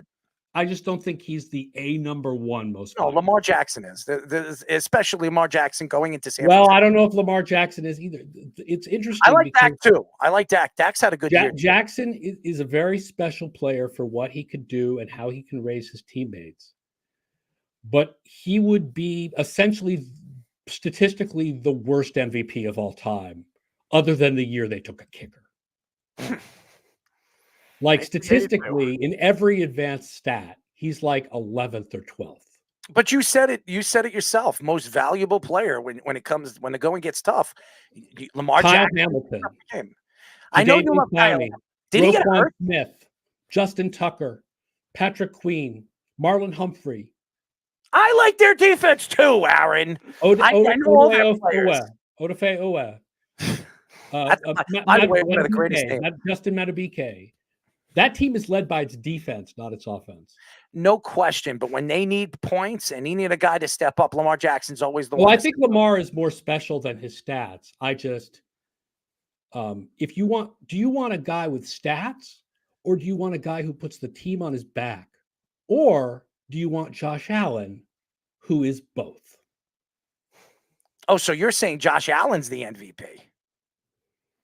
I'm not sure. There's too many leagues. You see, Aaron, he doesn't want to tell us his pick. Maybe he can't reveal his ballot. He doesn't want to reveal his ballot. He doesn't want anything to stick here. But listen, I love Josh Allen. I stick up for Josh Allen all the time. I hate how everybody has attacked this kid. He deserves all the accolades. And I was one of the great Josh Allen unbelievers when he came out of college. Right? I was one of the real guys didn't believe in him. Right? But you don't judge guys anymore based on what we thought coming out of college. You judge them based on what they've done in the NFL, and he's been fantastic. Oh yeah, and he's the only one that can, go into Kansas City and outplay Patrick Mahomes. So it's unbelievable what Josh Allen could do. But I still look at it. And by the way, Kyle Hamilton, did he get hurt against? Yeah, he did. Did he tear anything? Yeah, but it doesn't look major. He was able to walk it off. I think he's going to be able to play. All right. And I like Kyle Hamilton too. By the way, his first year, he did not look good. Nope. He didn't look good. And then it took him his second year, sophomore year. Usually you play well in your first year and it's your sophomore year. You have the sophomore year blunders or whatever. No. A lot of guys, it takes till their second year for them to really blossom. Oh, I can name a bunch of safeties that didn't, but Then again, What? Safety's drafted by the Jets? Please, I don't want to talk about the Jets. Please, I don't. The Jets make me sick to my stomach. All right, I want to throw up. And Aaron Rodgers on the Pat McAfee show doesn't make me any happier when he opens his mouth and says stupid things. I have a lot of respect for Aaron Rodgers. I still think he could play this game just as good as anybody, but he should not be speaking for the team. He's not the team. He's one player, and let's see what he can do if this offensive line doesn't get cleaned up. Because if they don't clean this offensive line, they're not winning nothing. Well, they had a lot of injuries this year on that offensive line. Aaron, they have a lot of injuries every year. Well, maybe they need some offensive linemen who don't get injured as much. Maybe they need a new head coach. How's that? I mean, by the way, for Steve Weich, and I love him. I love Stevie Boy, okay? By the way, telling me that Phillip Rivers isn't a Hall of Famer, which he's out of his damn mind. Steve, you said that Robert Saleh should be a coach of the year candidate. Are you kidding me? This guy in the second half is putrid as a coach. There's too many good coach of the year candidates to joke around with stuff like that. There's too many good. Tell that to Steve Weich, okay? Tell that to him. Because he was on our show telling us. His statement was, if the Jets made the playoffs in like 9-8, he should be up there. Should he up there? He said he should win. Yeah. Here's the question. Look, who do you blame for the fact that they didn't bring in another quarterback to challenge Zach Wilson? Aaron Rodgers. Who do you blame for that? Douglas or Saleh? Aaron Rodgers. But which one of them acquiesced to Aaron Rodgers? Douglas or Saleh? Saleh. You think it was Saleh, not Douglas? I think Douglas. I think. See, here's what I think. Whoever acquiesced to the idea that they didn't need a quarterback better than Zach Wilson should go. I think it's Saleh because Saleh kisses Aaron Rodgers' butt, and if you watched Hard Knocks, you would see that Aaron Rodgers was talking to Robert Saleh the whole time, telling him, this kid's got something special. This. Zach Wilson stinks. He's not good. He wouldn't be good on a Pee Wee football team. He might as well play, on a mom's league or something like that because he's better off hanging out with moms than he is on a football field. All right? I am tired of talking about Zach Wilson. He makes me sick to my stomach. And for any Jet fan that sits here and believes that this kid's going to be good in the future, let him go to San Francisco. Let him go to the Texans. Go anywhere. He will fail. He is not a good quarterback in this league. So let's get that taken care of. We're obviously talking to FTN Network Chief Analytics Officer Aaron Schatz. Last question for me, Aaron. You're going into the playoffs, all right? And there are a lot of teams that really stick out like a sore thumb. In the NFC, you have the 49ers, you have the Lions. Those are the two teams that I think stick out in the NFC. I don't think the Eagles right now, and the Cowboys, let's be honest, I don't think they're much of anything. And in the AFC, I would say the Ravens, the Dolphins, and I would say the Bills. That's where I would say the three teams in the AFC. Do you have any thoughts to that? Do you think I'm wrong or right about those five teams? Based on my numbers, the Ravens and 49ers are way ahead of everyone else. Way ahead. Like historically among the greatest teams of all time type of stats compared to the Bills and the Dolphins and the Cowboys are like good. Those are good teams. But the Ravens and the 49ers are like historic. Like the Ravens not only whipped on the 49ers, the Ravens destroyed Detroit. They destroyed Seattle. They destroyed Cleveland the first time they played them. The 49ers destroyed Philadelphia. They destroyed Dallas. They've destroyed almost everyone they've played except the Ravens and those teams they played during the 3 weeks that they didn't have Trent Williams and Deebo Samuel. So, like, the 49ers and the Ravens are way ahead of everyone else. Way ahead. I mean, there's no guarantees, right? Because teams with great regular seasons lose in the playoffs all the time, like the Ravens did 4 years ago. But if you say, what are the odds going into the playoffs? The 49ers and the Ravens are way ahead of everyone else. All right. Among those two teams, they're so far ahead of everyone else. What is their significant weakness, if there's anything on either of those two teams that another team can expose? I don't have right in front of me. Like I would go through like looking at different matchups and certain things. I think the Ravens passes up the middle seem to do well against them. I think If you can shut down their running game, the fact is that their passing game hasn't been great this year. It's been good, but it hasn't been great, their passing game. The 49ers, you want to go after like the depth cornerbacks. You want to try to force Purdy into turnovers, although obviously what happened against the Ravens, there was a lot of random chance and just balls bouncing in the air, weirdness. And the other weakness for the 49ers is the offensive line other than Trent Williams. The rest of the offensive line, especially McKivitz. At right tackle, when Trent had to go out and McKivitz had to play left tackle, it was bad. That was not good.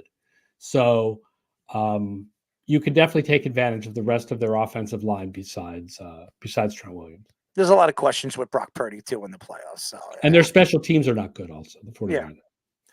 Well, we really appreciate you like always. By the way, who do you have winning the Super Bowl this year? Before the season started, who did you have going to the Super Bowl? And who do you have right now going into the playoffs? 2 weeks left. Who do you think? Before the season started, I had the Bills over the 49ers. And now I still feel like if they had a rematch, I would favor the 49ers. Against the Bills? Against the Ravens. Sorry, no. I mean, my Super Bowl pick, like I said, I have the 49ers and Ravens so far ahead of everyone else that if you asked me now to pick the Super Bowl, I'd say 49ers and Ravens. Before this season started, I had the Eagles and the Jaguars going to the Super Bowl. And now I want to stick with that, but I'm not going to go with that. I'm going to surprise everybody. I still believe the Eagles acquisitions. I still think the Eagles are going to the Super Bowl this year. I do. I don't know why I think this, but I think the Eagles, everything's going to fall together for them, and they're going to figure things out. And I think the Eagles go to the Super Bowl this year. I think it's the Eagles and the Ravens right now. That's what I think. But I'll tell you this. Don't count out Buffalo and don't count out the Dolphins because I still think the Dolphins. Yeah, I might turn out to be right about Buffalo. My preseason pick of Buffalo may end up being right. Yeah. And Miami could very well beat Baltimore this week. As good as Baltimore is in my numbers, there are no guarantees. Miami's very good. I have Baltimore number 1 right now. I have Miami number 4. It's interesting. So, they could absolutely beat Baltimore. And their defense has played much better in recent weeks, Miami. And they're not even healthy when they get Howard back. Howard should be back in the next week or so. So, I mean, that secondary is going to be a lot better. And I listen, I'm not a huge Jalen Ramsey, big mouth fan, but when the guy goes out there and he plays, he plays. So you can't say anything about his talent. He can play the game. So anyways, Aaron, good work as always. Love arguing with you. I love the content, my friend, and I love what you do. So keep up the good work, and we'll talk to you soon, my friend. FTNfantasy.com/DVOA is where you find all my content. So if you like that content, that's where you find it. FTNfantasy.com/DVOA. Well, we have 39,000 downloads on Apple Podcasts and Spotify in 2 months. So everybody's going to hear that. And definitely follow our friend, Aaron Schatz. He's fantastic. And by the way, he is a voter. So there you go. So keep in contact with Aaron. Not Aaron Rodgers, Aaron Schatz. He takes his shots. He takes his shots, man. Anyways, Aaron, thank you. Oh, man. No fighting. No fighting tonight. No. All the quarterback arguments you guys have had in the past. No, not this You know time. what it is? I didn't want to attack him on some of the things that he said. I disagree with some of the things that he said. I still think beware of the Eagles. Eagles added some pieces. They added obviously. They added Shaq. I think Shaq, he's still trying to figure things out. They added Byard, another guy that is a good safety. He's an all-pro safety. They're still trying to figure out the defense. This defense is still not at 100%. This is still the best offensive line or second best offensive line in football. I still think Jalen Hurts has been a shell of himself, but I think his game has a lot to give. They can run the ball. They absolutely can run the ball with Swift this year. When they're at their best, Swift can run the ball. This is a good team. And for anybody to think it's a shoo-in that the 49ers are going all the way to the Super Bowl, shame on you to think that. I think he's right. The offensive line, there's a lot of questions. Trent Williams always going into the playoffs. He's never 100% healthy. Last year, if you guys remember, in the NFC title game, was Trent Williams healthy? No, he came out after the first quarter. Yeah, then they came back in the fourth quarter, started a fight. Yeah, he's not ever healthy going into the playoffs. He is the best offensive lineman in football. You can't even argue that. When Trent Williams is 100%, by the way, Washington made a big mistake letting him go. They got nothing for him. And this guy retired. I mean, they wanted him to retire. He comes back and he's for 5-6 years on this San Francisco 49ers offensive line. This guy's been an all-pro player. He's been the best tackle in football by a long shot. It's not even close. So could you imagine the Commanders have him on the team right now? I mean, they're a borderline playoff team. And it's crazy to say that, but a left tackle could change everything to your offense and your quarterback. Oh, maybe you shouldn't have misdiagnosed a potential cancer treatment, Washington. Well, that has a lot to do with Schneider. That has a lot to do. I remember when Trent Williams was drafted. Oh, yeah. I mean, he was a good player coming out, and he really became one of the elite players at his position. He's going to go down as one of the best tackles to ever play the game. I would say the best tackle of that decade. Yeah, he's fantastic. You could argue top 5 ever. So he's been sensational. And again, the 49ers have been sensational. And Christian McCaffrey deserves to be talked about as an MVP. Brock Purdy is not going to win the MVP no matter what happens. Okay, they can win out and go all the way to the Super Bowl and win the Super Bowl. Brock Purdy's not winning the MVP. I disagree with him. Lamar Jackson has a lot to do on why Baltimore is where they are. Yeah. I disagree with him. Maybe the numbers don't show that, but not the passing numbers, but I do think the rushing numbers could help if he gets to close to 1,000 yards. The fact is that when he needs to make the play, he makes them. And that's all that matters. Most valuable player is the guy that steps up and makes the plays. And by the way, if Lamar Jackson was on the team against the Bengals last year, they beat the Bengals. They go all the way to the AFC title game. And maybe they go to the Super Bowl last year with this team. Same team practically. Okay. I think it's shame on everybody to think that Lamar Jackson doesn't make a difference. He is the difference maker of that team. I don't care. The defense is good. Roquan Smith is great. Kyle Hamilton's turned out to be one of the top safeties in the league. Oh, yeah. We expected him to. I remember when we were arguing athletic freak, yeah. I wanted him to be a Jet. Yeah, I remember that year. And he didn't look good his first year. And a lot of people It question was really just the first half of last year. He found it a little later in the season. Their offensive lines played very well, too. I mean, they've drafted very well. I mean, obviously, a disciple from Ozzie Newsome, all these executives that have come from, has taken over for Ozzie Newsome were all disciples of Ozzie Newsome. So, and Ozzie, don't get it twisted. Ozzie has still stuff. He's still involved with the Baltimore Ravens. So if you think that he's not mentioning or saying anything or reaching out to executives that he's close to who he thinks is good, he's the last pick that he gave, the last great player he gave to the Ravens was Lamar Jackson. So, and he was the 30th pick in the first round. And he's turned out to be him and Josh Allen. And nobody would have thought that. I don't care what anybody says, including me. I thought Sam Darnold was the best quarterback in that class. I was wrong. Maybe I blame the Jets for that because the Jets didn't really develop him. They don't develop anybody. The only thing they develop is the underwear that they crap in when things happen on the field that shouldn't happen. So, God, that'll be a pretty dirty pair of underwear. Well, you want to see my underwear over No, the I don't.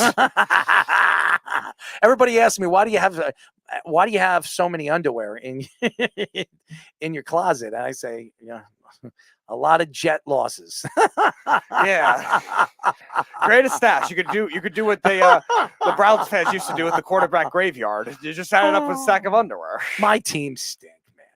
It's just shameful. I watch year in and year out. I watch my teams, the Jets, the Yankees, the Islanders, the Knicks, all the teams that I root for. And listen, I sit back and, being as an analyst and being a radio guy and a radio show host, you have to sit back and you have to be honest about your teams. I mean, right now, the Knicks are playing great basketball. I don't know how they're in this game with the size difference against OKC. It shows me how much of a difference Jalen Brunson is. And anybody could say this. All the GMs the Knicks have had over the years, all the GMs, I can name a bunch of them, and coaches, Jeff Hornacek. Oh, gosh. I could go on and on and on and on. Leon Rose, for everybody that thought that Leon Rose was, he was an agent, he should not be an executive, a president of an organization. Leon Rose has been the savior of the New York Knicks. Donnie Walsh was the last decent, I guess, executive GM for the New York Knicks, but he was very sickly, and I think he's still part of the Indianapolis Pacers now, Yeah, I think Indiana so, Pacers. yeah. But he tried. He grew up a Knicks fan. He grew up in Brooklyn, and he wanted to help the Knicks win a championship. And that was when he helped with the Carmelo Anthony thing. It just didn't work out that way. Leon Rose has been everything and anything to the New York Knicks. And I give a lot of credit to Leon Rose for what this team is and what this team believes. Okay. That I do believe that. And they're scary if they had a big man. If they can get Carl Anthony, right now they're not going to get him because Minnesota's the best team in the West right now. Yeah. But if Minnesota starts to break down, which I believe they will, Carl Anthony Towns will be a name that Rudy Gobert is another one. I mean, Rudy Gobert could be available too. The Knicks need a big man that can rebound and do all that. Rudy Gobert is another guy that maybe Minnesota could decide to part ways with. So, I mean, they need a big man. There's no question that they do. They're not winning no championship against the Celtics or Milwaukee. I don't care what they did against Milwaukee on Christmas Day. It's not going to happen again. And they're not going to be able to do that in a 7-game series against a great team. I guess Giannis and Brook Lopez. Yeah. Probably hard, Bobby man. Portis, who's a pretty big guy for ex-Nick. That was a pretty big guy. Yeah, that's a lot of size on that team. I do believe the Knicks are going to make a trade. Atlanta has a couple of big men that the Knicks could be interested in. Right. And the thing is, the Knicks got to be careful because they don't want to take on contracts and bad contracts where, in the offseason when free agency opens up or a trade could be available where they can miss out on a player that they want. And that's the problem. They might be a year away. I think the Knicks are a year away from being a contender. I really do believe that. They need another superstar to play with Jalen Brunson. They don't have one. They don't have the other guy. Unfortunately, RJ Barrett is a good secondary player. Right. He looks like if RJ Barrett can give you 23, 24 points a game, which I think he's capable of doing, and give you about 7 rebounds a game and 3 assists, he's a great third guy. And I think Randall's gone. I think the Knicks need to use him as a trade piece. Uh-huh. And Emmanuel Quickly is definitely getting traded, and they could get a lot from Emmanuel Quickly. Emmanuel Quickly is their best trade piece right now because he has the most upside and he's become much more of a complete player as a result at his age too. So they can't. I would try to do everything unless you're going to get that type of star, that impact star right away. Keep Quigley and Randall in different trades. We might be able to get more value and quantity that way too. Well, it depends on what they're looking to get. I mean, if they're trying to get Donovan Mitchell, you might have to trade both of them if Donovan Mitchell becomes available. Yeah, because I think Cleveland will be stingy with that kind of thing too. So I think that he's going to push his way out of there. He will. And the problem is because Donovan Mitchell is the one that wants to play there, the Cavs didn't say, "Oh, we want to trade him." It might lead to something where they just keep him there and then it gets uglier in the offseason. And I think the Knicks, maybe that could be a blessing in disguise for them because the Knicks could trade their other assets for other things, then sign Donovan Mitchell. And maybe Donovan Mitchell might take less to play with the Knicks. I do believe that it's inevitable that Donovan Mitchell will be a Knick. I do. He will be available next year. So after next year, he will be available. He'll be 29 years old, and he'll be at the prime. He's got 3 years left. So I could see Donovan Mitchell becoming available sometime in the offseason for the Knicks. Yeah. But I still think he could be available at the trade deadline if Cleveland's completely out, and there's no way. I also believe Garland could be available too. If they're looking to trade Garland as a piece, not with the Knicks, but other teams. Right. They're looking to get a point guard that's going to help them win. And Garland's still under contract. So that's another trade piece that they have. Yeah, Garland just signed his contract, so he's got 4 more years left. Yeah, and I think he's a good piece for a team that's looking for a star point guard. So I think Cleveland's going to rebuild. I really do. I don't because they know they're not keeping Donovan Mitchell. He's already come out and said that he doesn't want to be there. So it's pretty obvious where he wants to be. And if he's telling the organization that you either trade me to the Knicks or, I'm just not going to go anywhere. This is what happens with basketball. Right. I want to go here, and that's the only place I want to go. You either trade me here, or I'm not going to play. Right. So in basketball, usually they get what they want. Yeah. So like we always hear these other like rumors in baseball. It doesn't always happen that way. And everybody says that he's not that type of player, but it seems like it's starting to come that way because he doesn't want to be there. And I think that Cleveland, knowing that Cleveland where they are right now, I don't know where Cleveland. What they're 12th right now. They're probably a play-in team right now. I think they were 6th last week. Like the Eastern Conference is so like it's the top 2 teams, and then like 3 through 11 is like so close that they've 7th. Sure They're 7th, and they're 17 and 13 right now. They're right there on a cusp. But the other teams right behind them, Indiana's 15 and 14, Brooklyn's 15 and 15, and Chicago's 14 and 18. Now the Pacers are more upside as a whole too. 10 teams make it to the play-in. So it's 7 through 10, and then 8 through 9 will play each other with the play-in. And right now the Knicks and Cleveland are right there with each other. So I mean, New York is 17 and 12, and Cleveland 17 and 13. If the Knicks lose tonight, they're 17 and 13. So it's going to be interesting, and I still think that the Knicks are the better team. I just think the Knicks need size. And Atlanta, they're not making the playoffs. Charlotte's not making the playoffs. I don't know what's going on with Charlotte right now.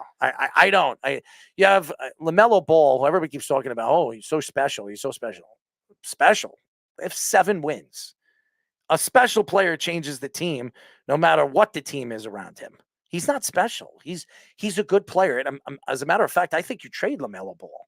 Yeah, I've heard that too, as an off-season rumor, as a possibility, because the Hornets were not getting any better even with him. They're not. They get all these picks. I mean, he's averaging 24 points, 5 rebounds, and 8 assists. He's a great player, but he's not a winning player. He's not helping the team win. So why keep him? He's a piece. He's a chip. Yeah. And you could get you probably could get 2 first rounds, 3 first-round draft picks in a player. Yeah, you could definitely get 2 first rounds. With his injury history, it might be tough to do more than that, but he definitely still is a well-rounded enough player where he could get some untapped potential. But it's definitely not going to be the guard. And he's a guard. I mean, how many teams need a star guard that's willing to give up pieces? Yeah, there's not a lot of good point guards, so that's one thing that helps him. Yeah, Emmanuel Quickly could be just as good a player as him. I'm not saying Emmanuel Quickly is, but Emmanuel Quickly right now is off the bench. He's a 6-man. He's averaging 15, 16 points. If he plays more minutes and he's the starting guy, I think Emmanuel Quickly averages 23, 24 points a game. You know, he's that kind of player. He's a better shooter. Quickly. He's a better shooter than LaMelo Ball, too. Quigley's become much more complete of a player than I would have ever thought, because he was really a spot-up shooter in college. I didn't. I thought I know you liked him at the time. Yeah, and he's actually become a good, well-rounded player in many areas too. Like, he's a smart shooter. He's, like you said, a good ball handler. He makes smart passes too, and that's something that's very helpful for garnering his market value too, to get a player that maybe you wouldn't have expected to be able to trade for. And how about the Rockets, man? Look at the Rockets this year. I don't know if anybody's watched them. I mean, they're mean. They're gritty. You saw them against the Lakers. I love the coach. I love everything about him. He's talking crap to LeBron James. I mean, LeBron's going back, and it's funny. I like this. I like a lot of the young players, man. They're fun to watch, man. They really are. And I think if they get into the playoffs, they could be a scary team. I mean, Victor Oladipo's there. I mean, he's played pretty well this year. You know, when he does get a chance to play, he's giving you, he's off the bench kind of thing, and leadership. He's giving you 10 points off the bench. So he's giving you something. He's giving you remember, this is one of the youngest teams in the league. Yeah. And they have, I love Jalen Green. Everybody knows I love the kid. I love the kid. He's not having the season right now that everybody expects. He should be a 23 guy. I think he's taken a couple of steps back, but I think that you're starting, and Fred VanVleet was a great pickup from them in the offseason. Mm-hmm. I like this. Jabari Smith, I like him too. I think he's going to be a good player. They have a lot of good young players on this team, and I think they're missing that one player that can make this team elite. If they get a superstar player to play with them, like a Devin Booker, or you put a Karl Anthony Towns on this team, or somebody like that, or Joel Embiid, or somebody like that, this team would be unbelievable. Mm-hmm. I mean, seriously, really good. I mean, I've been very, very impressed with them too. So I love them, and they're gritty. They're a gritty team that like to fight. Right. I love the grittiness, and that's what you want to see with these youngsters. I want to see them go out there. I want the old basketball to come back, the mean streak, these teams, the Detroit Pistons, the Chicago Bulls, the Celtics. I love those teams. I love the mean streak that these teams have. It's not like that anymore, but I'm going to tell you this right now. This Rocket team, they could be mean. dude. I've watched them. Don't they have Dylan Brooks on this team too? Yep. I mean, talk about the instigator. I mean, they have a bunch of mean players. And by the way, Dylan Brooks is having a good season. He's a good player. Just has a reputation. I mean, they have a lot of good young players and again, they're mean. How many mean teams are in the NBA right now? I mean, seriously. How many mean players are in the NBA right now? There are a couple of them. I mean, there are a couple of them, but I want to see that. Boston's more of a finesse team. They're not mean. I mean, Milwaukee, finesse team, not mean. Philadelphia, they have some mean players on the team, but they're finesse. Orlando, I love Orlando, by the way. They're having a really good season too. And I love their coach. I love a lot of their youngsters. We all know Bachero. I think Bachero is one of the best young players in the league.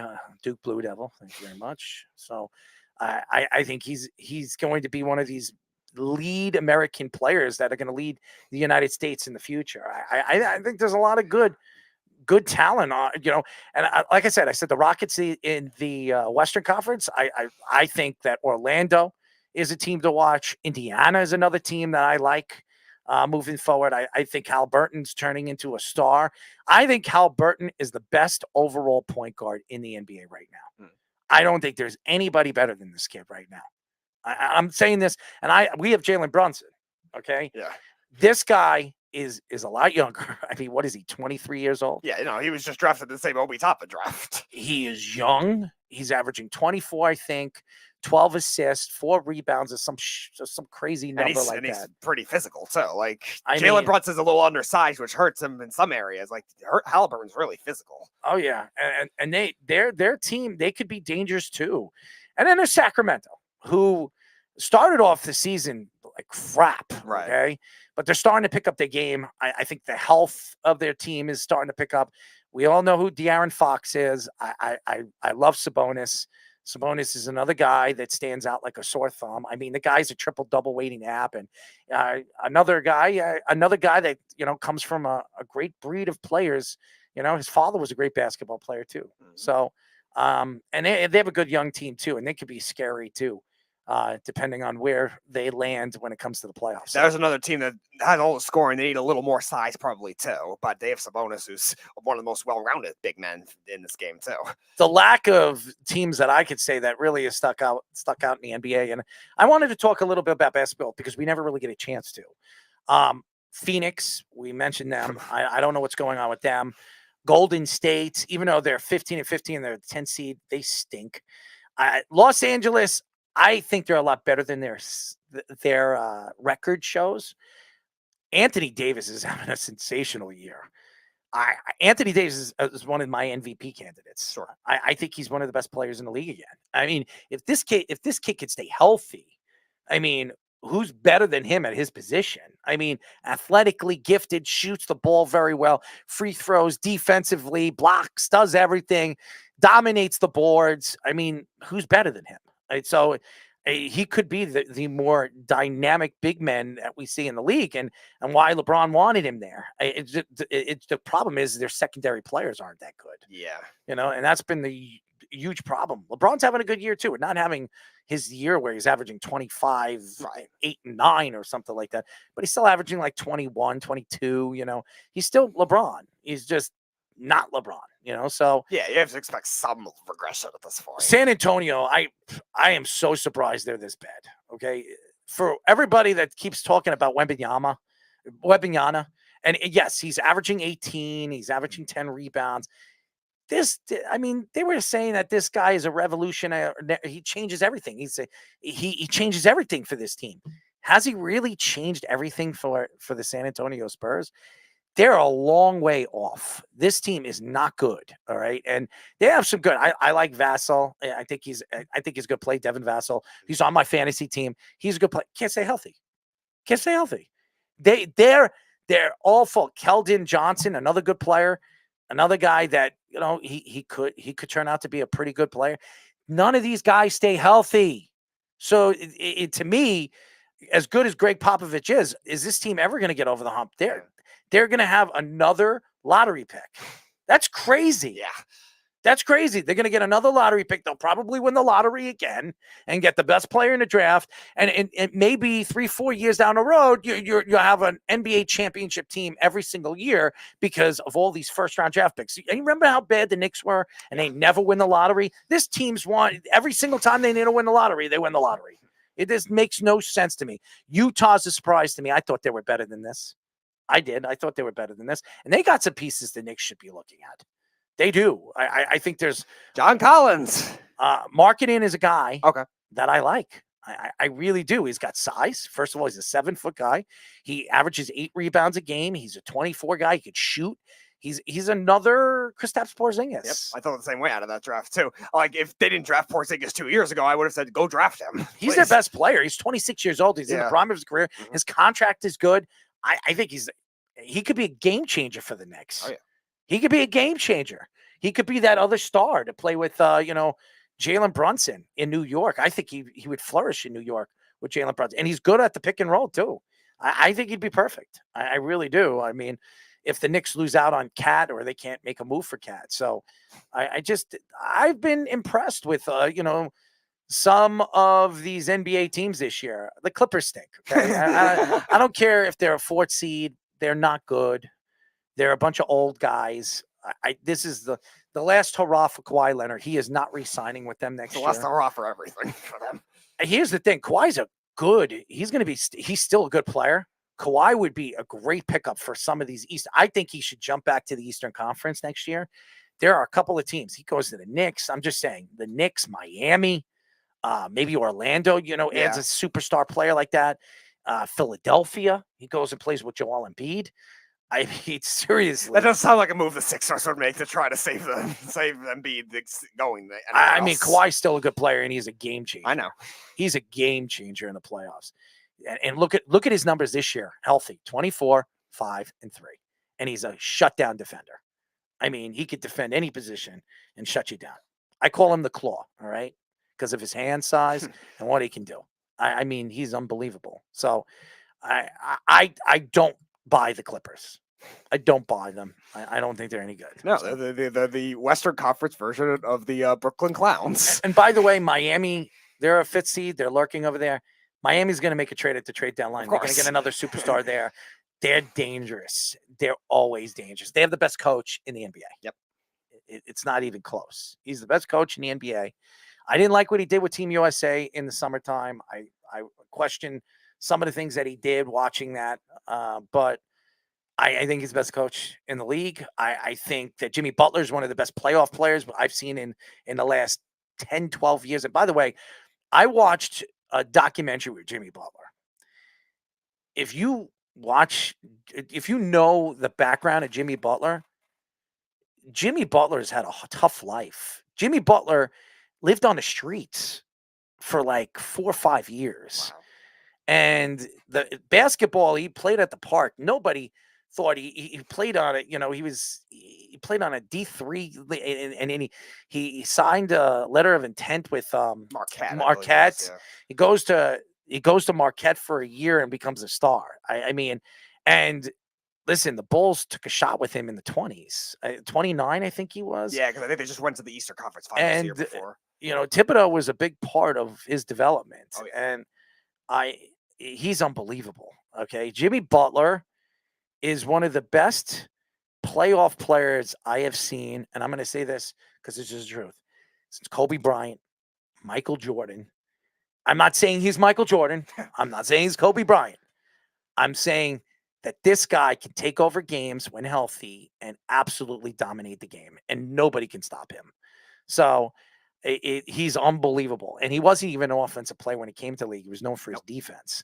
So he is sensational. And Miami's dangerous. I'm sorry. And they're healthy. They're getting healthy too. So, and they have Tyler Hero that they could trade away and teams could use. So, yeah, and they will. And they have pieces that they can move and generate talent from that. So, and they have a system that replaces those players very well with players you would least expect, undrafted free agents. Yeah. And Bam Adebayo's having another good year, as he always does.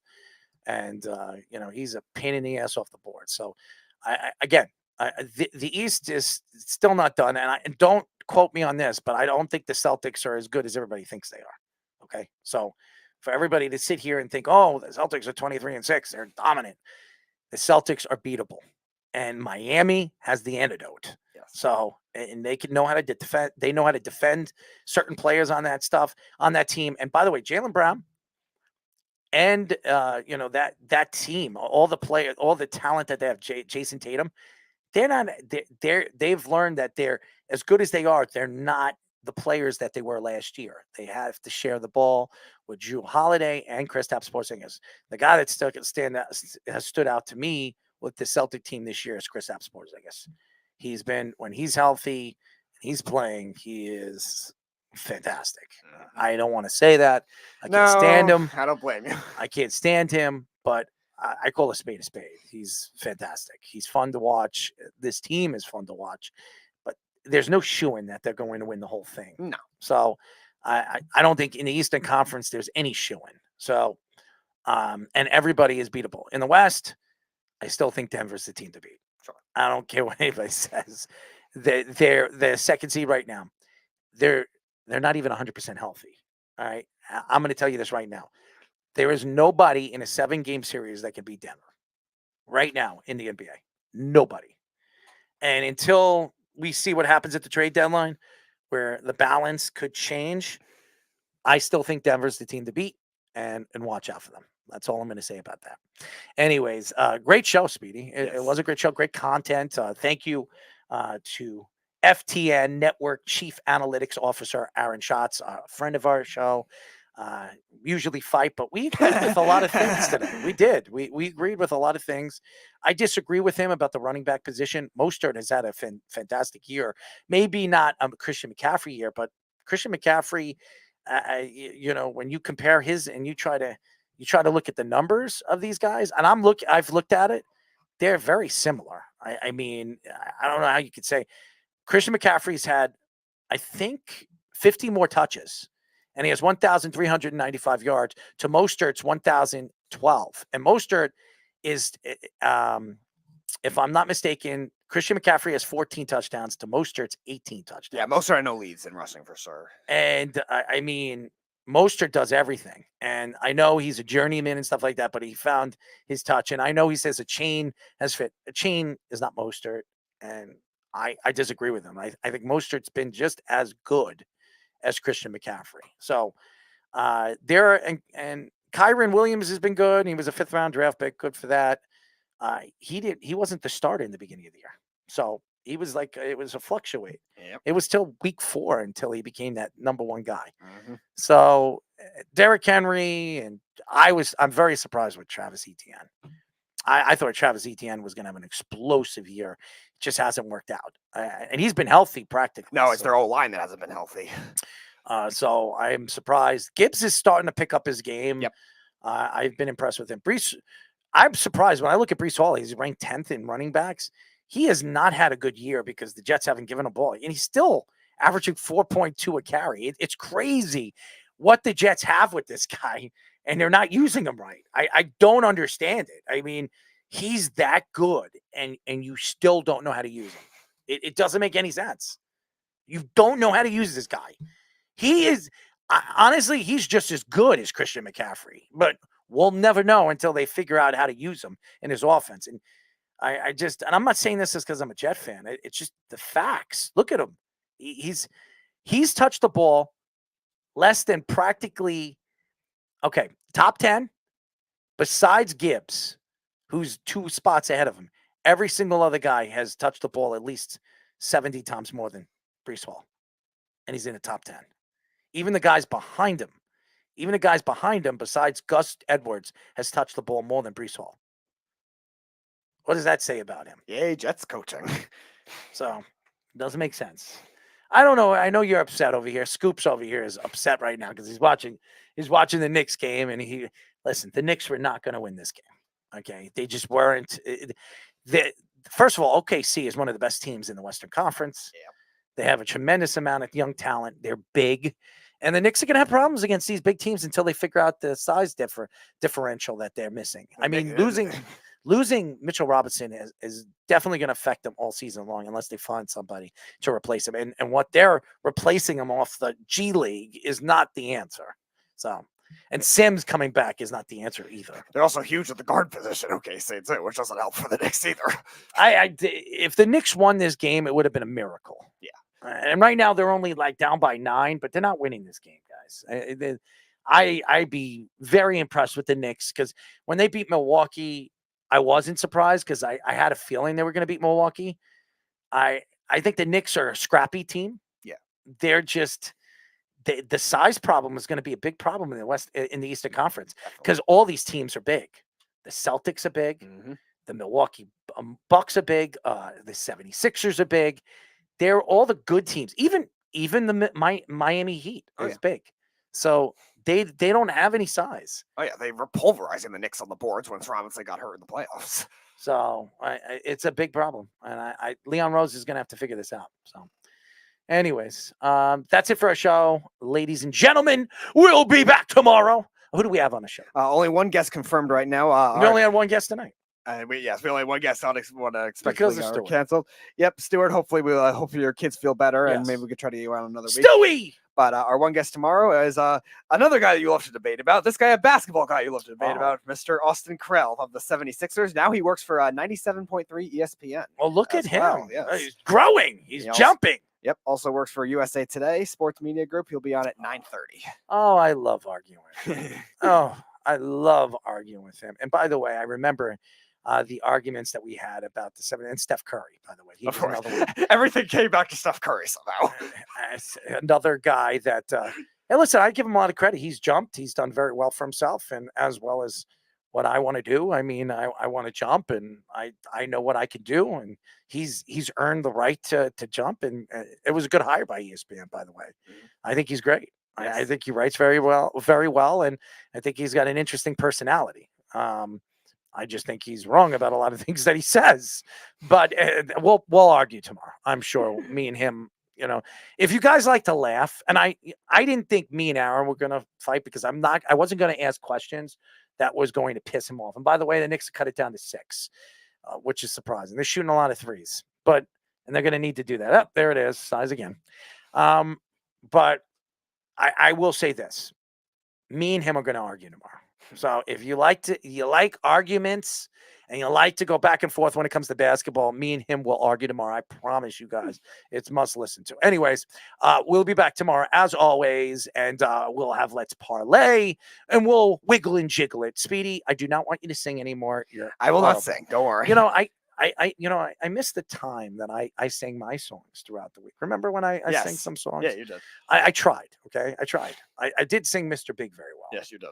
I might have to do that one. Sing Bring it back. Bring it back. I'll bring it back. Wrap it around. Speedy, we don't want you to wrap your thing around. I'm not wrapping anything around. Well, I don't know if you could find it. All right. Anyways, thank you to all the fans. And by the way, the Islanders lost 7-0. So thank you to a crappy game by the New York Islanders. Let's see who was in net. I got to see this box. Record Islanders. Sorokin was in the net, and he got pulled. Wow. Probably his worst game of his career. Ouch is right. Anyways, that's it. We'll talk to you tomorrow. Good night. It's the Worldwide Sports Radio Network.